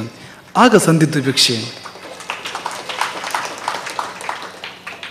ಅವನ ಅಹಂ ಇತ್ತಲ್ಲ, ನಾನು ಚಕ್ರವರ್ತಿ, ನನ್ನಲ್ಲಿ ಏನು ಬೇಕಾದರೂ ಇದೆ, ನಾನು ಭಿಕ್ಷುಕನಲ್ಲ, ಅಹಂಕಾರ ಅದು. ಅಕ್ಬರ್ನ ಬಗ್ಗೆ ಹೀಗೆ ಒಂದು ಕಥೆ ಹೇಳ್ತಾರೆ. ಫಕೀರ್ನೊಬ್ಬ ಅಕ್ಬರ್ನಲ್ಲಿ ಬೇಡಕ್ಕೆ ಹೋದಂತೆ. ಅಕ್ಬರ್ ನಮಾಜ್ ಮಾಡ್ತಾ ಇದ್ದಂತೆ, ಕೈ ಹೀಗೆ ಮಾಡ್ಕೊಂಡು ನಮಾಜ್ ಮಾಡ್ತಾ ಇದ್ದಂತೆ. ವಾಪಸ್ ಹೊರಟ್ಬಿಟ್ಟಂತ. ಯಾಕೆ ವಾಪಸ್ ಹೋಗ್ತೀನಿ? ಅಲ್ಲ, ನಾನು ಭಿಕ್ಷೆ ಬೇಡಕ್ಕೆ ಬಂದಿದ್ದು ಅರಸನ ಹತ್ರ, ನಾವು ಇನ್ನೊಬ್ಬ ಫಕೀರ್ನ ಹತ್ರ ಅಲ್ಲ, ಇನ್ನೊಬ್ಬ ಭಿಕಾರಿ ಹತ್ರ ಅಲ್ಲ. ನನಗೆ ಯಾಕೆ ಹಾಗಂತೀಯ? ನೀ ಬೇಡ್ತಾ ಇದೆಯಲ್ಲ, ಮತ್ತೆ ನೀನು ಕೂಡ, ನಿನಗೂ ನನಗೇನು ವ್ಯತ್ಯಾಸ? ಹಾಗೆ ನೋಡ್ರೆ ನೀನು ದೊಡ್ಡ ಭಿಕಾರಿ, ನಾನು ಸಣ್ಣ ಪುಟ್ಟದ್ದು ಕೇಳ್ತಾನೆ, ಇವತ್ತಿನ ಖರ್ಚಿಗೆ ಕೇಳ್ತೇನೆ ನಾನು ಅಷ್ಟೇ. ನೀನು ಕೇಳೋ ದೊಡ್ಡ ದೊಡ್ಡ ಸಂಗತಿಗಳು ಅಂತ. ಹಾಗಾಗಿ ದೊಡ್ಡ ಭಿಕ್ಷುಕ ನೀನು ಅಂತ. ಭಿಕ್ಷುಕನಲ್ಲದವನು ಭಿಕ್ಷೆ ಹಾಕಬೇಕು ಅನ್ನುವಾಗ ಅವನ ಸಂದೇಶ ಏನು ಅಂದರೆ, ಅಹಂ ಇಲ್ಲದವನು ಅಂತ, ನಿರಹಂಕಾರಿ ಒಬ್ಬ ಭಿಕ್ಷೆ ನೀಡಲಿ ನನಗೆ ಅಂತ ಅವನ ಸಂದೇಶ ಅದು ಅಂತ. ಹಾಗಾಗಿ ಕಿರೀಟ ಕಣ್ಣ ಹನಿಯಲ್ಲಿ ಅಹಂಕಾರ ಕರಗಿ ಬಂದಿತ್ತು ಅವನ ಅಹಂಕಾರ. ಆಗ ಭಿಕ್ಷೆಯನ್ನು ಸ್ವೀಕಾರ ಮಾಡಿದಂತೆ ಫಕೀರ. ಹಾಗಾಗಿ ಅಹಂಕಾರವನ್ನು ನಮಗೆ ಚಾತುರ್ಮಾಸ ನಿಜವಾಗಿ ಅಲ್ಲಿಂದ ಮಾಸ್ಟರ್ ಮಾಡಬೇಕು ಅಂದ್ಕೊಂಡು ಒಂದ್ಸರ್ತಿ ನಾವು. ಯಾಕೆಂದ್ರೆ ಚಾತುರ್ಮಾಸ ಸಂಪನ್ನ ಆಗುವಾಗ ನಮಗೆ ಅದು ಬರಬಾರ್ದು. ಮತ್ತೆ ಹೇಗೆ ಮುಗಿಸೋದು, ಹೇಗೆ ನಡೀತು ಚಾತುರ್ಮಾಸ್ಯ ಅಂತ ಅನಿಸ್ಬಾರ್ದು ನಮಗೆ.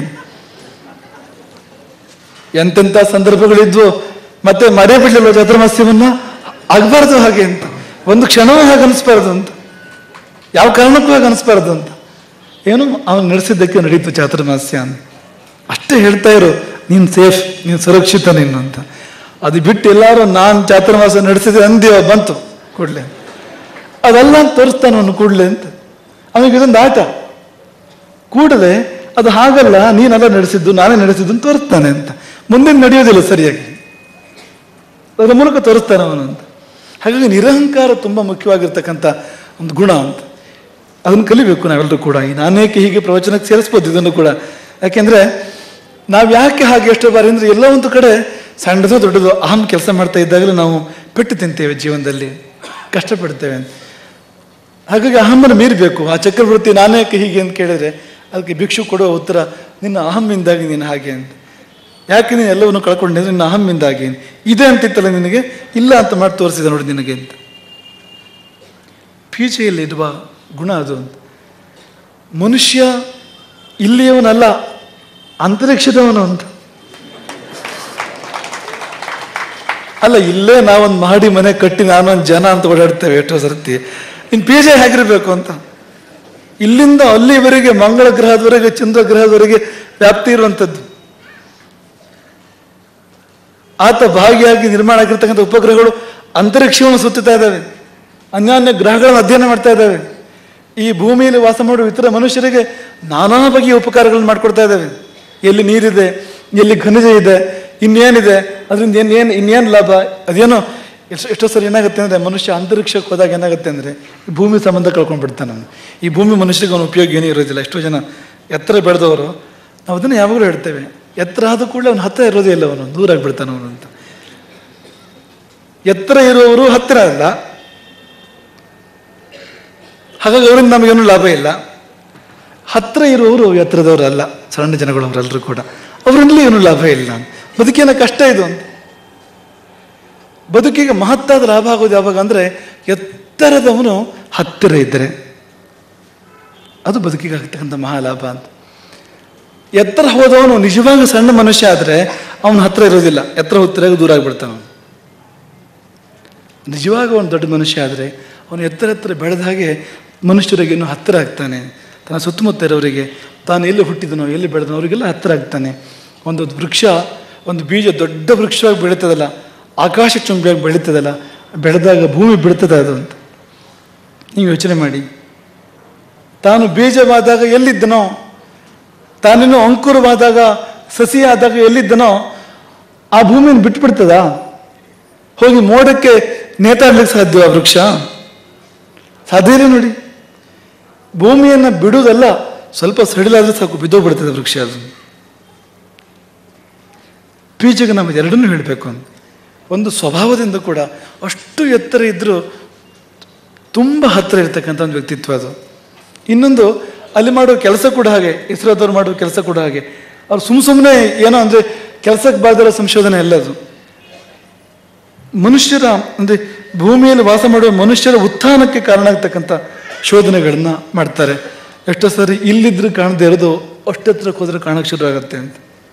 ಭೂಮಿ ಮೇಲೆ ಓಡಾಡ್ತಾ ಇರ್ತೇನೋ, ಆದರೆ ಭೂಮಿ ಒಳಗೆ ನೀರು ಇರೋದನ್ನು ಕಾಣೋದಿಲ್ಲ, ನಮಗೆ ಖನಿಜ ಇರೋದನ್ನು ಕಾಣೋದಿಲ್ಲ. ಆದರೆ ಅಲ್ಲಿಂದ ನೋಡಿದರೆ, ಅಂಥ ಕಣ್ಣಿಂದ ನೋಡಿದರೆ ಕಾಣುತ್ತಂತೆ. ಈ ಗುರು ಹೇಳೋದು ಕೂಡ ಅದನ್ನೇ, ನೀನು ಕುಬ್ಜನಾಗಿದ್ದರೆ ಕಾಣೋದಿಲ್ಲಪ್ಪ ನಿನಗೆ, ನಿನ್ನ ಭೂಮಿಯೇ ನಿನಗೆ ಕಾಣೋದಿಲ್ಲ, ನಿನ್ನ ಭೂಮಿಯೊಳಗೆ ಏನಿದೆ ಅಂತಲೇ ಕಾಣೋದಿಲ್ಲ.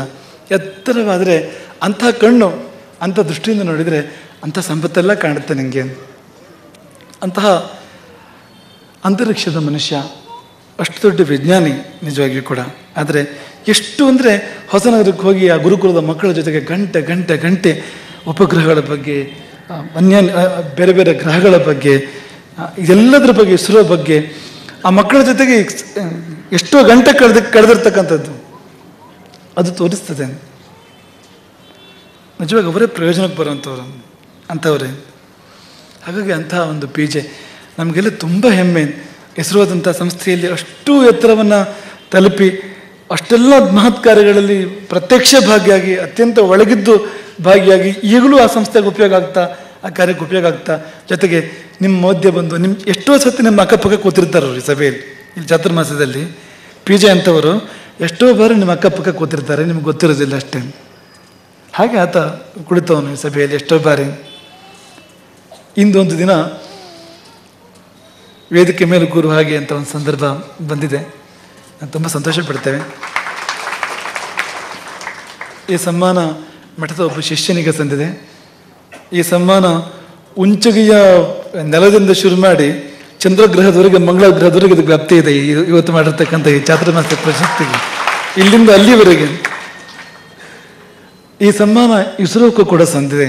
ಇವತ್ತು ಮಾಡಿರ್ತಕ್ಕಂಥ ಪ್ರಶಸ್ತಿ ಅದು ಇಸ್ರೋ ಸಂಸ್ಥೆಗೆ ಕೂಡ ಸಂದಿದೆ. ಇಂಥವ್ರನ್ನ ಆ ಸಂಸ್ಥೆ ಬೆಳೆಸಿದೆ, ಇಟ್ಕೊಂಡಿದೆ.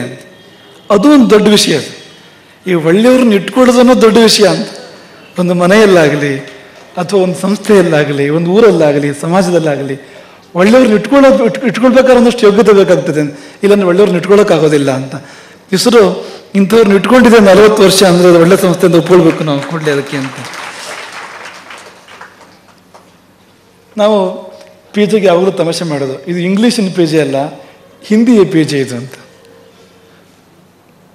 ರಾಮನಾಮ ರಸ ಪೀಜೆ ಮಾನವ ಅಂತ ಒಂದು ಹಿಂದಿ ಹಾಡಿದೆ. ಕುಡಿ ಅಂತ, ಸೇವಿಸು ಅಂತ, ರಾಮನಾಮ ರಸವನ್ನು ಪಾನ ಮಾಡುವಂತ. ರಾಮನಾಮ ರಸ ಪೀಜೆ ಮಾನವ, ರಾಮನಾಮ ರಸ ಪೀಜೆ ಅಂಥ ಪೀಜೆ ಇದು. ರಾಮನಾಮ ರಸವನ್ನು ಪಾನ ಮಾಡುವಂಥ ಪೀಜೆ, ಗುರುಭಕ್ತಿಯ ರಸವನ್ನು ಪಾನ ಮಾಡುವಂಥ ಪೀಜೆ ಅನ್ನೋದನ್ನು ನೆನಪಿಸಿಕೊಂಡು, ಇನ್ನು ಮುಂದೆಯೂ ಇಸ್ರೋಕ್ಕೂ ಪೀಜೆ ಕಡೆಯಿಂದ ಸೇವೆ ಸಲ್ಲಲಿ, ಇನ್ನು ಮುಂದೆ ಸಮಾಜಕ್ಕೂ ಸಲ್ಲಲಿ, ಮತ್ತು ಮಠದ ಇಡೀ ಬಳಗಕ್ಕೆ ಇಲ್ಲಿ ಒಂದು ಅಂಗವಾಗಿ ಭಾಗವಾಗಿದ್ದುಕೊಂಡು ಆ ಪೀಜೆ ಒಳಗೆ ಏನೇ ನೆಟ್ಟಿದ್ದಾನೋ ಭಗವಂತ ಅಂಥದ್ದೆಲ್ಲ ಇಡೀ ಸಮಾಜಕ್ಕೆ ಅದು ಸಿಗುವಾಗಲಿ, ಆತನ ಶೇಷಾಯುಸ್ಸು ಸಮಾಜ ಸೇವೆಗೆ ದೊಡ್ಡ ರೀತಿಯಿಂದ ವಿನಿಯೋಗ ಆಗಲಿ ಎನ್ನುವ ಆಶಂಸೆ ಮಾಡ್ತಾ ಆ ದಂಪತಿಗಳನ್ನು ಮನಸಾರೆ ಹರಿಸ್ತೇವೆ. ಇಂದು ಈ ಭಾರತಿ ಪ್ರಕಾಶನದವರು ಏನು ಮಾಡ್ತಾರೆ ಅಂತ ಹೇಳೋದು ಕಷ್ಟ. ಇವತ್ತು 1, 2, 3, 4, 5, 6, ಏಳು ಸುವಸ್ತುಗಳನ್ನು ಅವರು ಲೋಕಾರ್ಪಣೆಗೊಳಿಸಿದ್ದಾರೆ ಇವತ್ತು. ಒಂದು ಪತ್ರ ರಾಮಾಯಣ, ಇನ್ನೊಂದು ಉಪಾಸನಾ ಪತ್ರ, ಮಹಾನಂದಿ ಪುಸ್ತಕ ಕನ್ನಡ ಮತ್ತು ಇಂಗ್ಲೀಷ್ ಎರಡಿದೆ ಅಲ್ಲಿ, ಬ್ರಹ್ಮಲಿಖಿತ ಪುಸ್ತಕ ಅದು ಬಹುಶಃ ಆಂಗ್ಲ ಅನುವಾದ ಇವತ್ತು ಬಿಡುಗಡೆ ಆಗಿರುವಂಥದ್ದು, ಕಥಾ ಸಾಗರ ಅದು ಕೂಡ ಆಂಗ್ಲ ಅನುವಾದ, ಕಥನ ನಮ್ಮ ಕೊರಗಿಯವರದ್ದು, ಅದನ್ನು ಕೇಳಬೇಕು ನೀವು. ಅವರು ಅಂದರೆ ಬರೇ ಸ್ವರ ಬಳಸಿ ರೂಪಕ ಮಾಡೋದು ಹೇಗೆ ಅನ್ನೋದು ನಾನು ಕೊರಗಿಯವರನ್ನು ಕಲಿಬೇಕು ನೀವು ಅಂತ. ಬರೇ ಸ್ವರದಲ್ಲೇ ಅವರು ಆನೆ ಆಗ್ತಾರೆ, ಸಿಂಹ ಆಗ್ತಾರೆ, ಕೆಲವು ಸಾರಿ ಋಷಿ ಆಗ್ತಾರೆ, ಮುನಿ ಆಗ್ತಾರೆ, ರಾಜನಾಗ್ತಾರೆ, ಕಷ್ಟಪಡ್ತಾರೆ, ಸಂತೋಷ ಪಡ್ತಾರೆ, ಎಲ್ಲವನ್ನೂ ಸ್ವರದಲ್ಲೇ ಮಾಡ್ತಕ್ಕಂಥ ಒಬ್ಬ ಅಪ್ರತಿಮ ಕಲಾವಿದ. ಅಲ್ಲಿಂದ ಬಂದಿರತಕ್ಕಂಥ ಕಥಾಕಥನ ಅದೊಂದು ಆ ಅಜ್ಜಿ, ಭಾರತೀ ಪ್ರಕಾಶ್ ಒಂದು ಅಜ್ಜಿ ತನ್ನ ಇನ್ನೊಂದು ರೂಪವನ್ನು ತೋರಿಸ್ತಾ ಇದ್ದಾಳೆ ಅವಳು. ಆಕೆ ಇನ್ನೊಂದು ಹೊಸ ಪಟ್ಟ ಸೀರೆ ಉಟ್ಕೊಂಡು ಬಂದಿದ್ದಾಳೆ, ಅದಕ್ಕೆ ಹೆಸರು ಕಥಾಕಥನ ಅಂತ ಅಜ್ಜಿಯದ್ದು. 7 ಸುವಸ್ತುಗಳನ್ನು ಇವತ್ತು ಭಾರತೀಯ ಪ್ರಕಾಶನ ಲೋಕಾರ್ಪಣೆಗೊಳಿಸಿದೆ. ಒಟ್ಟಿನಲ್ಲಿ 61 ಸುವಸ್ತುಗಳು ಈ ಚಾತುರ್ಮಾಸದಲ್ಲಿ ಲೋಕಾರ್ಪಣೆಗೊಂಡು ಭಾರತೀಯ ಪ್ರಕಾಶನದ ಕಡೆಯಿಂದ. ಅದೊಂದು ವಿಶ್ವವಿಕ್ರಮ ಅಂತ ಅನ್ಬೇಕು. ಒಂದು ಸಣ್ಣ ಪುಟ್ಟ ಕೆಲಸ ಅಲ್ಲ, ಸಣ್ಣ ಪುಟ್ಟ ಛಲ ಸಂಕಲ್ಪ ಇದ್ದು ಇದನ್ನು ಮಾಡೋಕ್ಕೆ ಸಾಧ್ಯ ಇಲ್ಲ. ಆ ತಂಡ ಮತ್ತು ಇಡೀ ಅವರ ಒಂದು ಕಲ್ಪನೆ ಬದ್ಧತೆ ಅಷ್ಟು ಗಟ್ಟಿ ಇರಬೇಕು, ಇದ್ರೆ ಮಾತ್ರವೇ ಇದು ಸಾಧ್ಯ ಇರುವಂಥದ್ದು. ಭಾರತೀಯ ಪ್ರಕಾಶನವನ್ನು ನಾವು ಮತ್ತೊಮ್ಮೆ ಅಭಿನಂದಿಸ್ತೇವೆ. ನಮಗೆ ಗೊತ್ತು ಅಲ್ಲಿ ಕಾರ್ಯಕರ್ತರು ಎಷ್ಟು ಕಷ್ಟಪಡ್ತಾ ಇದ್ದಾರೆ, ಎಷ್ಟು ಕೆಲಸ ಮಾಡ್ತಾ ಇದ್ದಾರೆ. ಅವ್ರು ಯಾರೂ ಜನರ ಕಣ್ಮುಂದೆ ಬರ್ತಾ ಇಲ್ಲ, ಅವರೆಲ್ಲ ಮೂಲೆಯಲ್ಲಿ ಕೂತು ಹಗಲು ಒಂದೇ ರಾತ್ರಿ ಅಂತ ಕೆಲಸ ಮಾಡ್ತಾ ಇದ್ದಾರೆ ಅವರು. ಅದರಿಂದಾಗಿ ಇದು ಸಾಧ್ಯ ಆಗಿರುವಂಥದ್ದು. ಭಾರತೀಯ ಪ್ರಕಾಶನ ಇನ್ನೊಂದು ಬಾರಿ ಗೆದ್ದಿದೆ. ಅದು ದೊಡ್ಡ ಪರೀಕ್ಷೆಯನ್ನು ತಾನೇ ಒಡ್ಡಿಕೊಂಡು, ಕಳೆದ ಸಾರಿಯೂ ಕೂಡ ಹಾಗೆ ದಿನಕ್ಕೊಂದು ಸುವಸ್ತು ಲೋಕಾರ್ಪಣೆ, ದಿನಕ್ಕೊಂದು ಪುಸ್ತಕ ಲೋಕಾರ್ಪಣೆ ಅಂತ ಕಳೆದ ಸಾರಿ, ಅದರಲ್ಲೂ ಕೂಡ ಅವರು ಗೆದ್ದರು. ಈ ಸಾರಿ ಕೂಡ 61 ಸುವಸ್ತುಗಳ ಲೋಕಾರ್ಪಣೆಯ ಪಣವನ್ನು ತೊಟ್ಟು ತಮಗೆ ತಾವೇ ದೊಡ್ಡ ಪರೀಕ್ಷೆಯನ್ನು ಇಟ್ಟುಕೊಂಡು ಅದರಲ್ಲಿ ಅವರು ಗೆದ್ದಿದ್ದಾರೆ.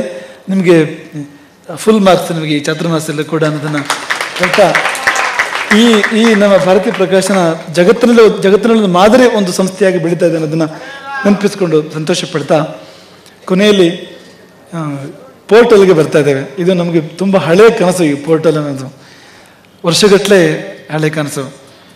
ಅಂಥದ್ದೊಂದನ್ನು ಮಾಡಬೇಕು ಅಂತ ಅಂದರೆ, ಈ ಅಂತರ್ಜಾಲ ಕ್ಷೇತ್ರದಲ್ಲಿ ಒಂದು ಕಲಾತ್ಮಕವಾದ, ಯಾರೂ ಮಾಡಿರದ ಅನನ್ಯವಾಗಿರ್ತಕ್ಕಂಥ ಒಂದು ಪೋರ್ಟಲ್, ಅದು ಮಠದ್ದೇ ಇನ್ನೊಂದು ರೂಪ ಅಂತ. ಅಂತರ್ಜಾಲ ಕ್ಷೇತ್ರದಲ್ಲಿ ಮಠ ಹೋಗಿ ತನ್ನ ಸಮಗ್ರ ರೂಪದಲ್ಲಿ ಪ್ರಕಟಗೊಳ್ಳುತ್ತದೆ. ಅಲ್ಲಿ ಹೋದರೆ ಮಠದ ಬಗ್ಗೆ ನಿಮಗೆ ಸಾಮಾನ್ಯ ಜ್ಞಾನ ಬೇಕಾದ್ರೂ ಸಿಗಬೇಕು ಮತ್ತು ಅತ್ಯಂತ ಆಳವಾದ ಮಾಹಿತಿ ಬೇಕಾದ್ರೂ ಸಿಗಬೇಕು. ಅಂಥ ಒಂದು ಅಪರೂಪದ ಪೋರ್ಟಲ್ ಮಾಡಬೇಕು ಎನ್ನುವ ಒಂದು ಉದ್ದೇಶ ಇದ್ದಿದ್ದು. ಅದು ಪೋರ್ಟಲ್ ಕೆಲಸ ಯಾಕೆ ಮುಂದಕ್ಕೆ ಹೋಗಿಲ್ಲ ಅನ್ನೋದಕ್ಕೆ ಬೇರೆ ಬೇರೆ ಇಷ್ಟು ಸಮಯ ತಗೊಳ್ಳೋದಕ್ಕೆ ಅನ್ಯಾನ್ಯ ಕಾರಣಗಳಿದೆ, ಅನ್ಯಾನ್ಯ ವಿಘ್ನಗಳು ಇದಾವೆ ಅದಕ್ಕೆ ಹಾಗಾಗೋದಕ್ಕೆ. ಆ ಕಾರ್ಯಕರ್ತರು ತುಂಬ ಮುತುವರ್ಜಿ ವಹಿಸಿದ್ದಾರೆ, ತುಂಬ ಶ್ರಮ ವಹಿಸಿದ್ದಾರೆ, ತುಂಬ ಕಾಳಜಿಯಲ್ಲಿ ಕೂಡ ಇದ್ದಾರೆ. ಅದಕ್ಕೆ ಬೇರೆ ಬೇರೆ ಕಾರಣಗಳಿದ್ದಾವೆ. ಆದರೆ ಒಂದು ಮುಖ್ಯ ಕಾರಣ ಯಾವುದಾಗಿತ್ತು ಅಂದರೆ, ಇದೇ ಅಂತಿಮ ಆಗಿರಲಿಲ್ಲ ಅಂತ. ಈ ಮುಖಚಿತ್ರ ಇದೆಯಲ್ಲ, ನೀವು ಪೋರ್ಟಲಿಗೆ ಹೋಗ್ತಿರೋ ಹಾಗೆ ಈಗ ಮಠದ ಹೆಬ್ಬಾಗಲು ಇದ್ದಾಗದು. ನೀವು ಅಂತರ್ಜಾಲದಲ್ಲಿ ಮಠವನ್ನು ಪ್ರವೇಶ ಮಾಡಬೇಕು ಅಂದರೆ ಮೊದಲು ಸಿಗುವುದು ನಿಮಗಿದು ಅಲ್ಲಿ ಹೋದಾಗ. ಇದರ ಒಂದು ಕಲೆಯೇ, ಇದರ ವಿನ್ಯಾಸವೇ ಅಂತಿಮ ಆಗಿರಲಿಲ್ಲ, ವರ್ಷಗಟ್ಟಲೆಯಿಂದ ಅಂತಿಮ ಆಗಿರಲಿಲ್ಲ. ಅದನ್ನು ನಾವು ಅದಕ್ಕೆ ಅನುಮತಿ ಕೊಡದೆ ಮುಂದೆ ಹೋಗುವಾಗಿಲ್ಲ ಅಂತ. ಹಾಗಾಗಿ ಪಾಪ ಪೋರ್ಟಲ್ನ ಇಡೀ ತಂಡ ಬಾಗಿಲಲ್ಲಿ ನಿಂತ್ಕೊಂಡಿತ್ತು, ಮಹಾದ್ವಾರದಲ್ಲಿ ನಿಂತ್ಕೊಂಡಿತ್ತು, ಇನ್ನೆಲ್ಲ ಕಟ್ಟಕ್ಕೆ ಶುರು ಮಾಡಬೇಕು ಅನ್ನಂತೆ ಅಂತ. ಈಗ ಮೊನ್ನೆ ಗಣಪತಿ ಚೌತಿ ಸಮಯದಲ್ಲಿ ಇದು ಅಂತಿಮ ಆಯ್ತಿದ್ದು, ಈ ಕಲ್ಪನೆ. ಅದು ಅಂತಿಮ ಆಗಿದ್ದು ಹೇಗೆಂದರೆ, ಆ ಸಮಯದಲ್ಲಿ ಶೈಲೇಶ್ ಇಲ್ಲಿದ್ದ, ನಮ್ಮ ಜೊತೆಯಲ್ಲಿದ್ದ ಆ ಸಮಯದಲ್ಲಿ ಶೈಲೇಶ್ ಮತ್ತು ಕೃಪೇಶ್ ಜೊತೆಗಿದ್ದಾಗ ಆತ ಮತ್ತು ಪುನಃ ತನ್ನ ಕೆಲಸಕ್ಕೆ ಹೋಗೋಣ ಬರೋಡ, ಅಲ್ಲಿನೋ ಸುಮಾರು ದೊಡ್ಡ ಜನ ಓದ್ತಾ ಇದ್ದಾನೆ ಅವನು ಈ ಚಿತ್ರಕಲೆ ಬಗ್ಗೆ. ಅಲ್ಲಿಗೆ ಅವನು ಪುನಃ ಹೋಗುವಂಥ ಸಂದರ್ಭ ಇದೆ. ಹಾಗಾಗಿ ಅವನಿಗೇನು ಹೇಳಿದ್ರು, ನೀವು ಹೋಗೋಕ್ಕಿಂತ ಮುಂಚೆ ಈಗಲೇ ಆಗಬೇಕು, ಒಂದು ವಿನ್ಯಾಸ ಮಾಡಿಬಿಡೋದಕ್ಕೆ ಅಂತ. ಆತ ತಂದ ಕಲ್ಪನೆ ಅದ್ಭುತವಾಗಿತ್ತು. ಇದರ ಮೂಲ ಕಲ್ಪನೆ ಆತನದು ಎಷ್ಟು ಚೆನ್ನಾಗಿದೆ ನೋಡಿ. ಇದರಲ್ಲಿ ಇನ್ನೂ ಇದೆ, ನಿಮಗಿದು ಕಾಣ್ತಾ ಇಲ್ಲ. ಈ ಗೋಳ ತಿರುಗಕ್ಕೆ ಶುರುವಾಗುತ್ತೆ, ಅಲ್ಲೊಂದು ಗಿಡ ಹುಟ್ಟು ಬರುತ್ತೆ, ಹೂವು ಅರಳುತ್ತೆ, ಹಣ್ಣು ಬರುತ್ತೆ, ಇಂಥದ್ದೆಲ್ಲ ಒಂದಷ್ಟು ಕಲ್ಪನೆಗಳಿದೆ. ಹಗಲು ನಿಮಗೆ ಅಲ್ಲಿ ಸೂರ್ಯನ ಬೆಳಕು ಕಾಣುತ್ತೆ, ರಾತ್ರಿ ಹೊತ್ತಿಗೆ ಚಂದ್ರನಾಗಿದೆ ನೋಡಿ ಸಮುದ್ರ, ಅಲ್ಲಿ ಒಟ್ಟು ಚಂದ್ರ ಆಕಾರದಲ್ಲಿ ಅಲ್ಲಿ ಪ್ರಭೆ ಬರುತ್ತೆ, ಪ್ರಕಾಶ ಬರುತ್ತೆ, ಹೀಗೆಲ್ಲ ಇದೆ. ಆದರೆ ಮುಖ್ಯವಾಗಿ ಭೂಮಿ ಎಂದರೆ ಗೋವು, ಗೋವೆಂದರೆ ಭೂಮಿ, ಗೋವೆಂದರೆ ವಿಶ್ವವೆಂದರೆ ಗೋವು ಎನ್ನುವ ಕಲ್ಪನೆ ಇದರಲ್ಲಿದೆ ಆ ಮುಖಚಿತ್ರದಲ್ಲಿ. ಈಗ ಮಠವನ್ನು ಜನ ಗುರುತಿಸೋದು ಗೋವಿನ ಮೂಲಕವಾಗಿ, ಹಾಗಾಗಿ ಗೋವನ್ನು ಮುಂದಿಟ್ಟು ಆ ಒಂದು ಕಲ್ಪನೆಯನ್ನು ತಂದಿದೆ. ನಾವು ಇವತ್ತು ಹೇಳ್ತಾ ಇರೋದಲ್ಲ, ತುಂಬ ಹಿಂದಕ್ಕೆ ಪುರಾಣಗಳ ಕಾಲಕ್ಕೆ ಹೋದರೂ ಕೂಡ ದುಷ್ಟರು ಬಂದು ಭೂಮಿಯನ್ನು ಪೀಡಿಸಿದಾಗ, ಭೂಭಾರ ಹೆಚ್ಚಾದಾಗ ಭೂಮಿ ಗೋವಿನ ರೂಪವನ್ನು ತಾಳಿ ಹೋಗಿ ಭಗವಂತನ ಪ್ರಾರ್ಥನೆ ಮಾಡಿತ್ತು, ಸಂಕಟ ಪರಿಹಾರ ಮಾಡಿಕೊಡು ಅಂತ ಪ್ರಾರ್ಥನೆ ಮಾಡಿತ್ತು. ನಾವು ಕೇಳ್ತೇವೆ, ಭೂಮಿ ತಾಳುವುದೇ ಗೋರೂಪವನ್ನು, ಸಂಕಟವಾದ ಕೂಡಲೇ ಭೂಮಿ ತಾಳುವುದು ಗೋರೂಪವನ್ನು. ಋಗ್ವೇದದಲ್ಲೂ ಕೂಡ ಒಂದು ಮಂತ್ರ ಭೂಮಿಯನ್ನು ಗೋವಿನೊಟ್ಟಿಗೆ ಸಮೀಕರಿಸಿ ಸೂರ್ಯನನ್ನು ಸುತ್ತುವುದನ್ನು ಹೇಳ್ತದೆ, ಸೂರ್ಯನನ್ನು ಪ್ರದಕ್ಷಿಣೆ ಮಾಡುವುದನ್ನು ಹೇಳುವಂಥ ಒಂದು ಮಂತ್ರ ಇದೆ ಋಗ್ವೇದದಲ್ಲಿ. ಭೂಮಿ ಸೂರ್ಯನನ್ನು ಸುತ್ತತ್ತೆ ಅಂತ. ಈಗ ಅನೇಕರಿಗೆ ಏನು ಕಲ್ಪನೆ ಇದೆ ಅಂದರೆ, ಗೊತ್ತಿರಲಿಲ್ಲ ಭಾರತೀಯರಿಗೆ ಮೊದಲು ಭೂಮಿ ಸೂರ್ಯನ ಸುತ್ತದೆ ಅಂತ ಗೊತ್ತಿಲ್ಲ, ಸೂರ್ಯನೇ ಭೂಮಿ ಸುತ್ತಾನೆ ಅಂತ ಅನ್ಕೊಂಡಿದ್ರು ಅಂತ ಅನ್ನೋತರ. ಆದರೆ ಋಗ್ವೇದದಲ್ಲಿ ಅಂತ ಒಂದು ಮಂತ್ರ ಇದೆ. ಆ ಮಂತ್ರ ಏನು ಹೇಳುತ್ತೆ ಅಂದರೆ, ಭೂಮಿಯನ್ನು ಗೋವಾಗಿ ವರ್ಣನೆ ಮಾಡಿ ಆ ಗೋವು ಸೂರ್ಯನನ್ನು ಸುತ್ತಾ ಇದೆ ಅಂತ ನಿರಂತರವಾಗಿ ಅಂತ ಹಾಗೆ ಹೇಳುತ್ತೆ ಅದು ಅಂತ. ಹಾಗಾಗಿ ಅಷ್ಟು ಪ್ರಾಚೀನ ಕಲ್ಪನೆ ಭೂಮಿ ಮತ್ತು ಗೋವುಗಳ ಒಂದು ಸಮೀಕರಣ, ಭೂಮಿ ತಾಯಿ ಮತ್ತು ಗೋಮಾತೆ. ಅದನ್ನು ಮನಸ್ಸಲ್ಲಿಟ್ಟುಕೊಂಡು ಈ ಒಂದು ಕಲ್ಪನೆ ಮಾಡಿರುವಂಥದ್ದು, ಆತ ಮಾಡಿರುವಂಥದ್ದು. ಸಮುದ್ರ ಇದೆ ಅಲ್ಲಿ, ಯಾಕೆಂದರೆ ಸಮುದ್ರ ತೀರದಲ್ಲೇ ಮಠ ಹುಟ್ಟಿದ್ದು, ಗೋಕರ್ಣದಲ್ಲಿ ಮಠ ಹುಟ್ಟಿರುವಂಥದ್ದು. ಅಲ್ಲಿ ಒಂದು ನದಿ ಹರಿದು ಬರ್ತಾ ಇದೆ, ಶರಾವತಿ ನದಿ ತೀರ, ಅದು ಪ್ರಧಾನ ಮಠ. ಅದು ಅಲ್ಲಿ ಮೂಲ ಮಠ ಗೋಕರ್ಣದಲ್ಲಿ, ಸಮುದ್ರ ತೀರದಲ್ಲಿ, ಪ್ರಧಾನ ಮಠ ಹೊಸನಗರದಲ್ಲಿ. ಹಾಗಾಗಿ ಅದರ ಕಲ್ಪನೆಗೆ ಅದು ಆ ನದಿ ಹರಿದು ಬರುವಾಗ ಮಾಡುವಂಥ ಒಂದು ಕಲ್ಪನೆ ಕೂಡ ಅವ್ರ ಹತ್ರ ಇದೆ, ಇನ್ನೇನೇನೋ ಇದೆ ಅವರ ತಲೆಯಲ್ಲಿ. ಹಾಗೆ ಅಲ್ಲಿ ಓಂಕಾರ ಇದೆ, ಮಠವೆಂದರೆ ಓಂಕಾರ, ಅಧ್ಯಾತ್ಮ, ಅದರ ಪ್ರತೀಕ, ಅದು ಸ್ಪಿರಿಚುಯಾಲಿಟಿ ಅದರ ಪ್ರತೀಕ ಅದು. ಹಾಗೆ ಬಗೆ ವಿದ್ಯೆ ಕಲೆಗಳ ಶಿಕ್ಷಣ ಮಠದ ಕಡೆಯಿಂದ ಆಗುತ್ತೆ. ಆ ವಿದ್ಯೆ ಕಲೆಗಳೆಲ್ಲ ಓಂಕಾರದ ಮುಂದುವರೆದ ರೂಪಗಳೇ ಆಗಿರೋದ್ರಿಂದ ಓಂಕಾರದ ಮೂಲಕವಾಗಿ ಎಲ್ಲ ವಿದ್ಯೆ ಕಲೆಗಳನ್ನು ಅಲ್ಲಿ ತೋರಿಸಿದೆ. ಹಾಗೆ ದೇವಸ್ಥಾನ ಇದೆ ಅಲ್ಲಿ ನೋಡಿ, ರಾಮದೇವರು ದೇವಸ್ಥಾನ. ಮಠ ಅಂದರೆ ಕೃಷಿ ಕೂಡ ಇದೆ ಮಠದಲ್ಲಿ, ಗದ್ದೆ ಇದೆ, ತೋಟ ಇದೆ ಮಠದಲ್ಲಿ. ಮಠದ ಶಿಷ್ಯರು ಕೂಡ ಕೃಷಿ ಮಾಡ್ತಾರೆ, ಗದ್ದೆ ತೋಟ ಕೂಡ ಇದೆ ಅದರಲ್ಲಿ. ಆ ಗೋವಿನ ಕಿವಿ ಅದು ಗೋಕರ್ಣ ಅದು. ಹೀಗೆ ಹಲವು ಕಲ್ಪನೆಗಳು ಇದರಲ್ಲಿದ್ದಾವೆ. ಹಾಗೆ ಈ ಕಡೆ ಪಕ್ಕದಲ್ಲಿ ಒಂದು ದಿಕ್ಸೂಚಿ ಇದೆ ಅಲ್ಲಿ. ಆ ದಿಕ್ಸೂಚಿ ಮಾಡ್ಬೇಕಾದ್ರೆ ಬಾಣ ಬಳಸಿದೆ, ಯಾಕೆಂದರೆ ಒಂದು ಕಡೆ ರಾಮ ಕಾಣಬೇಕು, ಎಲ್ಲರೂ ರಾಮನ ಬಾಣ ಕಾಣಬೇಕು ಎಲ್ಲಾದರೂ ಅಂತ. ಹಾಗಾಗಿ ಇಲ್ಲಿ ಬಾಣವನ್ನು ಬಳಸಿದೆ ಅಲ್ಲಿ. ಇದನ್ನು ಅಶೋಕ ಈ ಚಿತ್ರವನ್ನು, ಶೈಲೇಶ್ ಕೂಡ ಚಿತ್ರ, ಇಬ್ಬರು ಸೇರಿ ಮಾಡ್ತಾ ಇದ್ದ ಅದನ್ನು. ಈ ಚಿತ್ರವನ್ನು ಅಶೋಕ್ ಬಿಡಿಸಿರುವಂಥದ್ದು, ಕಲಾವಿದ, ನಮ್ಮ ರಾಮಕಥೆ ಕಲಾವಿದ ಅಶೋಕ್ ಬಿಡಿಸಿರುವಂಥದ್ದು. ಅದೊಂದು ವಿಚಿತ್ರ ಪ್ರತಿಭೆ ಅಶೋಕ್. ಈ ಬಿಡುಗಡೆ ಕಲ್ಪನೆ ಆತನದ್ದು. ಇದು ಈ ಇಷ್ಟು ದೊಡ್ಡ ಕಂಪ್ಯೂಟರ್ ಸ್ಕ್ರೀನು, ಆ ಕೀಬೋರ್ಡು, ಮೌಸ್ ಇದೆಲ್ಲ ಇಟ್ಟು ಬಿಡುಗಡೆ ಲೋಕಾರ್ಪಣೆಗೊಳಿಸೋರು ಮೌಸ್ ಮುಟ್ತಿರೋ ಹಾಗೇನೆ ಅದು ತನ್ನಷ್ಟಕ್ಕೆ ಅದು ಆ ಚಿತ್ರ ಅನಾವರಣಗೊಳ್ಳುವಾಗ ಇಂಥದ್ದೆಲ್ಲ ಅವರದ್ದೇ ಕಲ್ಪನೆಗಳಿದೆಲ್ಲ. ಇದೆಲ್ಲ ಒಂದು ಕಾಲದಲ್ಲಿ ಶುರುವಿಗೆ ನಾವಿದ್ದು ಶುರು ಮಾಡಿಕೊಡ್ತಾ ಇದ್ದು, ಈಗ ಅದೇನು ಮಾಡ್ಕೊಡ್ಬೇಕು ಬರೋದಿಲ್ಲ, ಅವರಷ್ಟಕ್ಕೆ ಇದೆಲ್ಲ ಮಾಡ್ತಾರೆ ಎಲ್ಲ ಕೆಲಸಗಳನ್ನು ಕೂಡ. ಎಷ್ಟು ಚೆನ್ನಾಗಿ ಮಾಡಿದ್ದಾರೆ ನೋಡಿ ಇದನ್ನು ಅಂತ. ಹಾಗಾಗಿ ಇದರ ಮೂಲಕವಾಗಿ ಪೋರ್ಟಲ್ ಪ್ರಾರಂಭ ಆಗ್ತಾ ಇದೆ. ಇದು ಪೋರ್ಟಲ್ ಅನಾವರಣ ಅಲ್ಲ, ನೆನ್ಪಿಟ್ಕೊಳ್ಳಿ. ಪೋರ್ಟಲಿನ ಮುಖಚಿತ್ರದ ಒಂದು ವಿನ್ಯಾಸ ಇದೆಯಲ್ಲ, ಅದರ ಅನಾವರಣ. ಇದರಲ್ಲಿ ಕೃಪೇಶ್ ಕೂಡ ತುಂಬ ಪಾತ್ರ ವಹಿಸ್ತಾ ಇದ್ದಾನೆ. ಕೃಪೇಶ್ ಸಾರ್ವಜನಿಕ ಭಾಷಣ ಮಾಡಿ ಆತನಿಗೆ ಅಭ್ಯಾಸ ಇಲ್ಲ ಅಂತೇಳಿ ನಮಗೆ ಗೊತ್ತಿತ್ತು ಮೊದಲೇ. ಇವತ್ತು ಇದ್ದಕ್ಕಿದ್ದಾಗ ನೀರಿಗೆ ತಳ್ಳಿ, ಮೊದಲನೇ ಅವನಿಗೆ ಹಿಂದೆ ಗೊತ್ತಿಲ್ಲ ಮುಂದೆ ಗೊತ್ತಿಲ್ಲ, ಇದ್ದಕ್ಕಿದ್ದಾಗ ಶುರು ಮಾಡಬೇಕಾಯ್ತು ಅದನ್ನು. ಆಗ ಹೇಳಿದ್ದೆ, ನಿಮ್ಮ ಭಾಷೆ ಮುಂದೆ ಭಾಷಣ ಕೂಡ ಮಾಡಬೇಕಾಗತ್ತೆ, ಮಾತಾಡೋ ಸಂದರ್ಭಗಳು ಕೂಡ ತುಂಬ ಬರ್ಬೋದು. ಕೃಪೇಶ್ ನಮಗೆ ಗೊತ್ತಿರ್ಬೋದು, ಕೃಪೇಶ್ ಮತ್ತು ನಾವು ಹೆಚ್ಚು ಕಮ್ಮಿ ಜನ್ಮದಲ್ಲಿ ಒಂದು 10-15 ದಿನದ ವ್ಯತ್ಯಾಸ ಇರ್ಬೋದು, ನಮಗೂ ಆತನಿಗೂ ಅಷ್ಟೇ ಇರ್ಬೋದು. ಒಟ್ಟಿಗೆ ಬೆಳೆದವ್ರು ನಾವು, ಒಂದು ಕಾಲದಲ್ಲಿ ಒಟ್ಟಿಗೆ ಬೆಳೆದವ್ರು. ಹಾಗಾಗಿ ಆತನ ದಾರಿ ಬೇರೆ, ನಮ್ಮ ದಾರಿ ಬೇರೆ ಆಯಿತು ಮುಂದಿನ ಜೀವನದಲ್ಲಿ. ಆತನ ಚಿಂತನಾ ಶೈಲಿ ಬೇರೆ, ನಮ್ಮ ಅದೆಲ್ಲ ತುಂಬ ಭಿನ್ನವಾಗಿದೆ. ಆದರೆ ಎಲ್ಲೋ ಒಂದು ಕಡೆಗೆ ಆ ವೇವಲನ್ನು ಸರಿಯಾಗಿ ಒಂದಾಗತ್ತೆ ಅಂತ. ಹಾಗಾಗಿ ಆತ ಇಲ್ಲಿ ಬಂದು ಆ ಕಾರ್ಯವನ್ನು ತುಂಬ ಚೆನ್ನಾಗಿ ನೆರವೇರಿಸ್ಕೊಡ್ತಾ ಇದ್ದಾನೆ. ಮತ್ತು ಇಡೀ ಅಂತರ್ಜಾಲದ ದೊಡ್ಡ ತಂಡವಿದೆ ಅವ್ರ ಜೊತೆಗೆ ಕೆಲಸ ಮಾಡ್ತಾ ಇರುವಂಥದ್ದು. ಅಶ್ವಿನಿ ತುಂಬ ಪರಿಶ್ರಮವನ್ನು ಇದರಲ್ಲಿ ವಹಿಸ್ತಾ ಇದ್ದಾಳೆ, ಅಂತರ್ಜಾಲದ ಕಾರ್ಯದರ್ಶಿ. ನಿರಂತರವಾಗಿ ಆಕೆಗೆ 2 ಚಿಂತೆ. ಒಂದು, ನಾನೇನು ಮಾಡಲಿಲ್ಲ ಅಂತ, ನನ್ನ ಕಡೆಯಿಂದ ಏನೂ ಆಗ್ತಾ ಇಲ್ಲ ಅಂತ. ಇನ್ನೊಂದು ಆಗಬೇಕು ಅನ್ನೋ ಒಂದು ತವಕ. ಅದೆಲ್ಲದರ ಫಲವಾಗಿ ಇವತ್ತು ಒಂದು ಅರುಣೋದಯ, ಸೂರ್ಯೋದಯ ಅಲ್ಲ ಇದು ಕೇವಲ ಅರುಣೋದಯ ಮಾತ್ರ ಅಂತ, ಅದು ಇವತ್ತು ಆಗಿದೆ. ಅಂತರ್ಜಾಲ ತಂಡ, ಅದರಲ್ಲಿ ಕೂಡ ನಾವು ಈ ಸಾಮಾಜಿಕ ಜಾಲತಾಣಗಳು ನಿನ್ನೆ ಒಂದು ತಮ್ಮ ಸೇವೆ ಮಾಡಿದ್ದಾರೆ. ಅವರು ಮಾಡ್ತಾನೆ ಇರ್ತಾರೆ ಸೇವೆ ಯಾವಾಗಲೂ. ಇಡೀ ಬಳಗಕ್ಕೆ ನಾವು ಹೇಳೋದೇನೆಂದರೆ, ನೀವೆಲ್ಲರೂ ಬಂದು ಇಲ್ಲಿ ಭಾಗಿಯಾಗಬೇಕು, ಇದರಲ್ಲಿ ಭಾಗವಹಿಸಿದ ಒಂದು ಅದ್ಭುತವಾಗಿರ್ತಕ್ಕಂಥ ಒಂದು ರೂಪವನ್ನು ಇದಕ್ಕೆ ಕೊಡಬೇಕು. ಈ ನಮ್ಮ ಮಹೇಶ್ ಹಿರಿಯಡ್ಕ ಈ ಹಿಂದೆ ಹರೇರಾಮ್.in ಒಂದು ವೆಬ್ಸೈಟ್ ಮಾಡಿ, ಅದು ತುಂಬ ಚೆನ್ನಾಗಿ ಇವತ್ತಿಗೂ ಕೂಡ ಮಠದ ಒಂದು ಮುಖವಾಣಿಯ ನಡೀತಾ ಇದೆ. ಒಂದು ಡೈನಾಮಿಕ್ ವೆಬ್ಸೈಟ್ ಆತ ಮಾಡಿ ಈಗಲೂ ಯಶಸ್ವಿಯಾಗಿ ಅದು ನಡೀತಾ ಇದೆ. ಅದರಲ್ಲಿ ಕೂಡ ಅನೇಕರು ಸೇರ್ಕೊಂಡು ಮಾಡಿದ್ದಾರೆ. ಅಂತರ್ಜಾಲದ ಅನೇಕ ಕಾರ್ಯಕರ್ತರು, ಅಂತರ್ಜಾಲದ ಸೈನಿಕರು ಆತನ ಭಾಷೆಯಲ್ಲಿ ಹೇಳೋದು ಅಂತಂದರೆ ಅವರೆಲ್ಲ ಸೇರಿ ಮಾಡಿದ್ದಾರೆ. ಹಾಗೆ ಅದರ ಮುಂದುವರೆದ ರೂಪವಾಗಿ ಈ ಒಂದು ಪೋರ್ಟಲನ್ನು ಎಲ್ಲರೂ ಸೇರಿ ಈ ಮಠ ಗೊತ್ತು ನಿಮಗೆ, ಇದು ಈ ಇಂಗ್ಲೀಷಿನ ಈ ಇದೆಯಲ್ಲ ಈ ಮಠ, ಅದನ್ನು ಕಟ್ಟೋದಕ್ಕೆ ಎಲ್ಲ ಫೇಸ್ಬುಕ್ನ ನಮ್ಮ ಜಾಲತಾಣಿಗರು, ಸಾಮಾಜಿಕ ಜಾಲತಾಣಿಗರು ಎಲ್ಲ ಸೇರಿ ಈ ಮಠವನ್ನು ಕಟ್ಟಬೇಕು, ಇಂಟರ್ನೆಟ್ ಮಠ, ಈ ಮಠವನ್ನು ನೀವೆಲ್ಲ ಸೇರಿ ಕಟ್ಟಬೇಕು, ಇಲ್ಲಿ ಏನೆಲ್ಲ ಇದೆಯೋ ಅದೆಲ್ಲವೂ ಅಲ್ಲಿರಬೇಕು ಅಂತ, ಅದಕ್ಕಿಂತ ಹೆಚ್ಚಿನದಲ್ಲಿರಬೇಕು. ಹಾಗಾಗಿ ಅದಕ್ಕೆ ಇಡೀ ಸಾಮಾಜಿಕ ಜಾಲತಾಣಿಗರಿಗೆ ಒಂದು ಕರೆ ಕೊಡ್ತೇವೆ, ಈ ತಂಡದೊಟ್ಟಿಗೆ ನೀವು ಸೇರಿ ಕೆಲಸ ಮಾಡಿ. ಹೀಗೆ ಅದರ ಮೂಲಕವಾಗಿ ಈ ಒಂದು ಕಾರ್ಯಕ್ರಮ ಸಂಪನ್ನಗೊಳ್ತಾ ಇದೆ. ನಮಗೆ ನಮ್ಮ ಸಂತೋಷಕ್ಕೆ ಪಾರವೇ ಇಲ್ಲ, ನಮ್ಮ ಸಮಾಧಾನಕ್ಕೆ ಪಾರವೇ ಇಲ್ಲ. ಯಾಕೆಂದರೆ ಇಷ್ಟು ದೊಡ್ಡ ಸಂಪತ್ತು ದೇವರು ನಮಗೆ ಕೊಟ್ಟಿದ್ದಾನೆ. ನಾವು ಬಂದರೆ ಮತ್ತೆ ಹೇಳ್ತಾ ಇರ್ತೇವೆ ಯಾವಾಗಲೂ ಅದನ್ನು. ನಿಧಿ ಚಾಲ ಸುಖಮ ಶ್ರೀರಾಮ ನೀ ಸನ್ನಿಧಿ ಸೇವಾ ಸುಖಮ, ನಾವು ಯಾವತ್ತೂ ನೆನಪಿಸ್ಕೊಳ್ತೇವೆ ಅದನ್ನು. ತ್ಯಾಗರಾಜರು ರಾಮಗೆ ತಾವೇ ಕೇಳ್ಕೊಂಡಿದ್ದು, ನಿಧಿ ಸುಖವ ರಾಮನ ಸನ್ನಿಧಿ ಸುಖವ ಅಂತ ತಮಗೆ ತಾವೇ ಕೇಳ್ಕೊಂಡಿದ್ದು. ಉತ್ತರ ಕೊಡ್ತಾರೆ ಅವರು, ರಾಮನ ಸನ್ನಿಧಿ ಸುಖ, ನಿಧಿ ಸುಖ ಅಲ್ಲ ಅಂತ. ಹಾಗೆ ಅದನ್ನು ಇನ್ನೊಂದು ಭಾಷೆಯಲ್ಲಿ ಕೇಳೋದಾದರೆ, ದೊಡ್ಡ ಸಂಪತ್ತು ಯಾವುದು?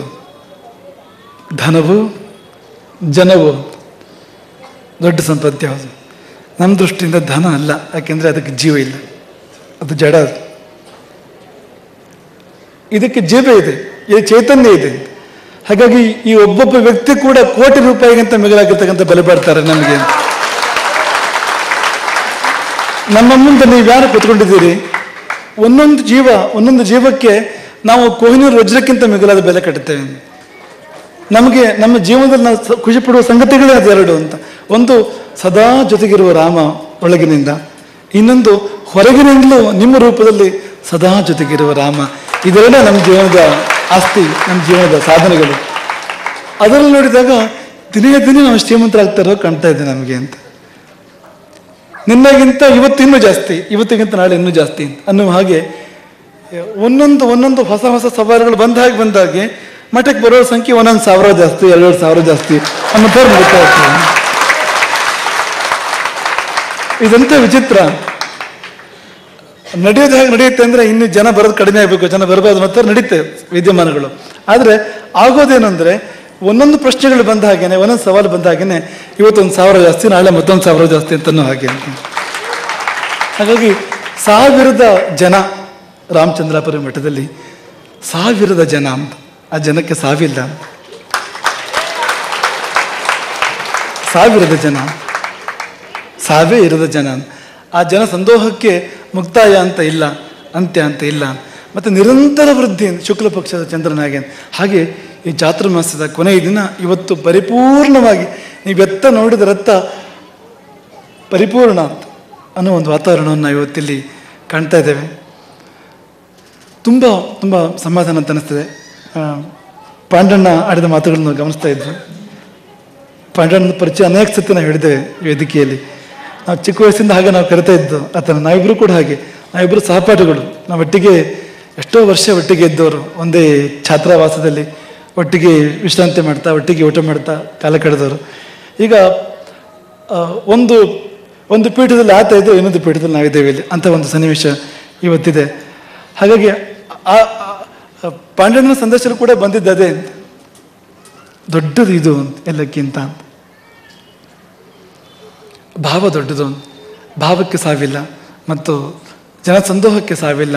ಹಾಗಾಗಿ ಇದಕ್ಕಿಂತ ದೊಡ್ಡ ಸಮಾಧಾನ ಬೇರೆ ಯಾವುದೂ ಇಲ್ಲ, ಮತ್ತು ಇದಕ್ಕಿಂತ ದೊಡ್ಡ ಉತ್ತರ ಕೂಡ ಬೇರೆ ಯಾವುದೂ ಇಲ್ಲ ಹೇಳ್ತಾ, ನಿಮಗೆಲ್ಲರಿಗೂ ಚಾತುರ್ಮಾಸದ ಶುಭಾಶಯವನ್ನು, ಶುಭ ಹಾರೈಕೆಗಳನ್ನು ಮಾಡ್ತೇವೆ. ಕೃಷ್ಣಾನಂದ ನಿರೂಪಣೆ ಮಾಡುವಾಗ ಈ ಮಾತು ಶುರು ಮಾಡುವಾಗ ಹೇಳ್ದ, ಚಾತುರ್ಮಾಸದ ಕೊನೆಯ ಕಾರ್ಯಕ್ರಮ ಅಂತ.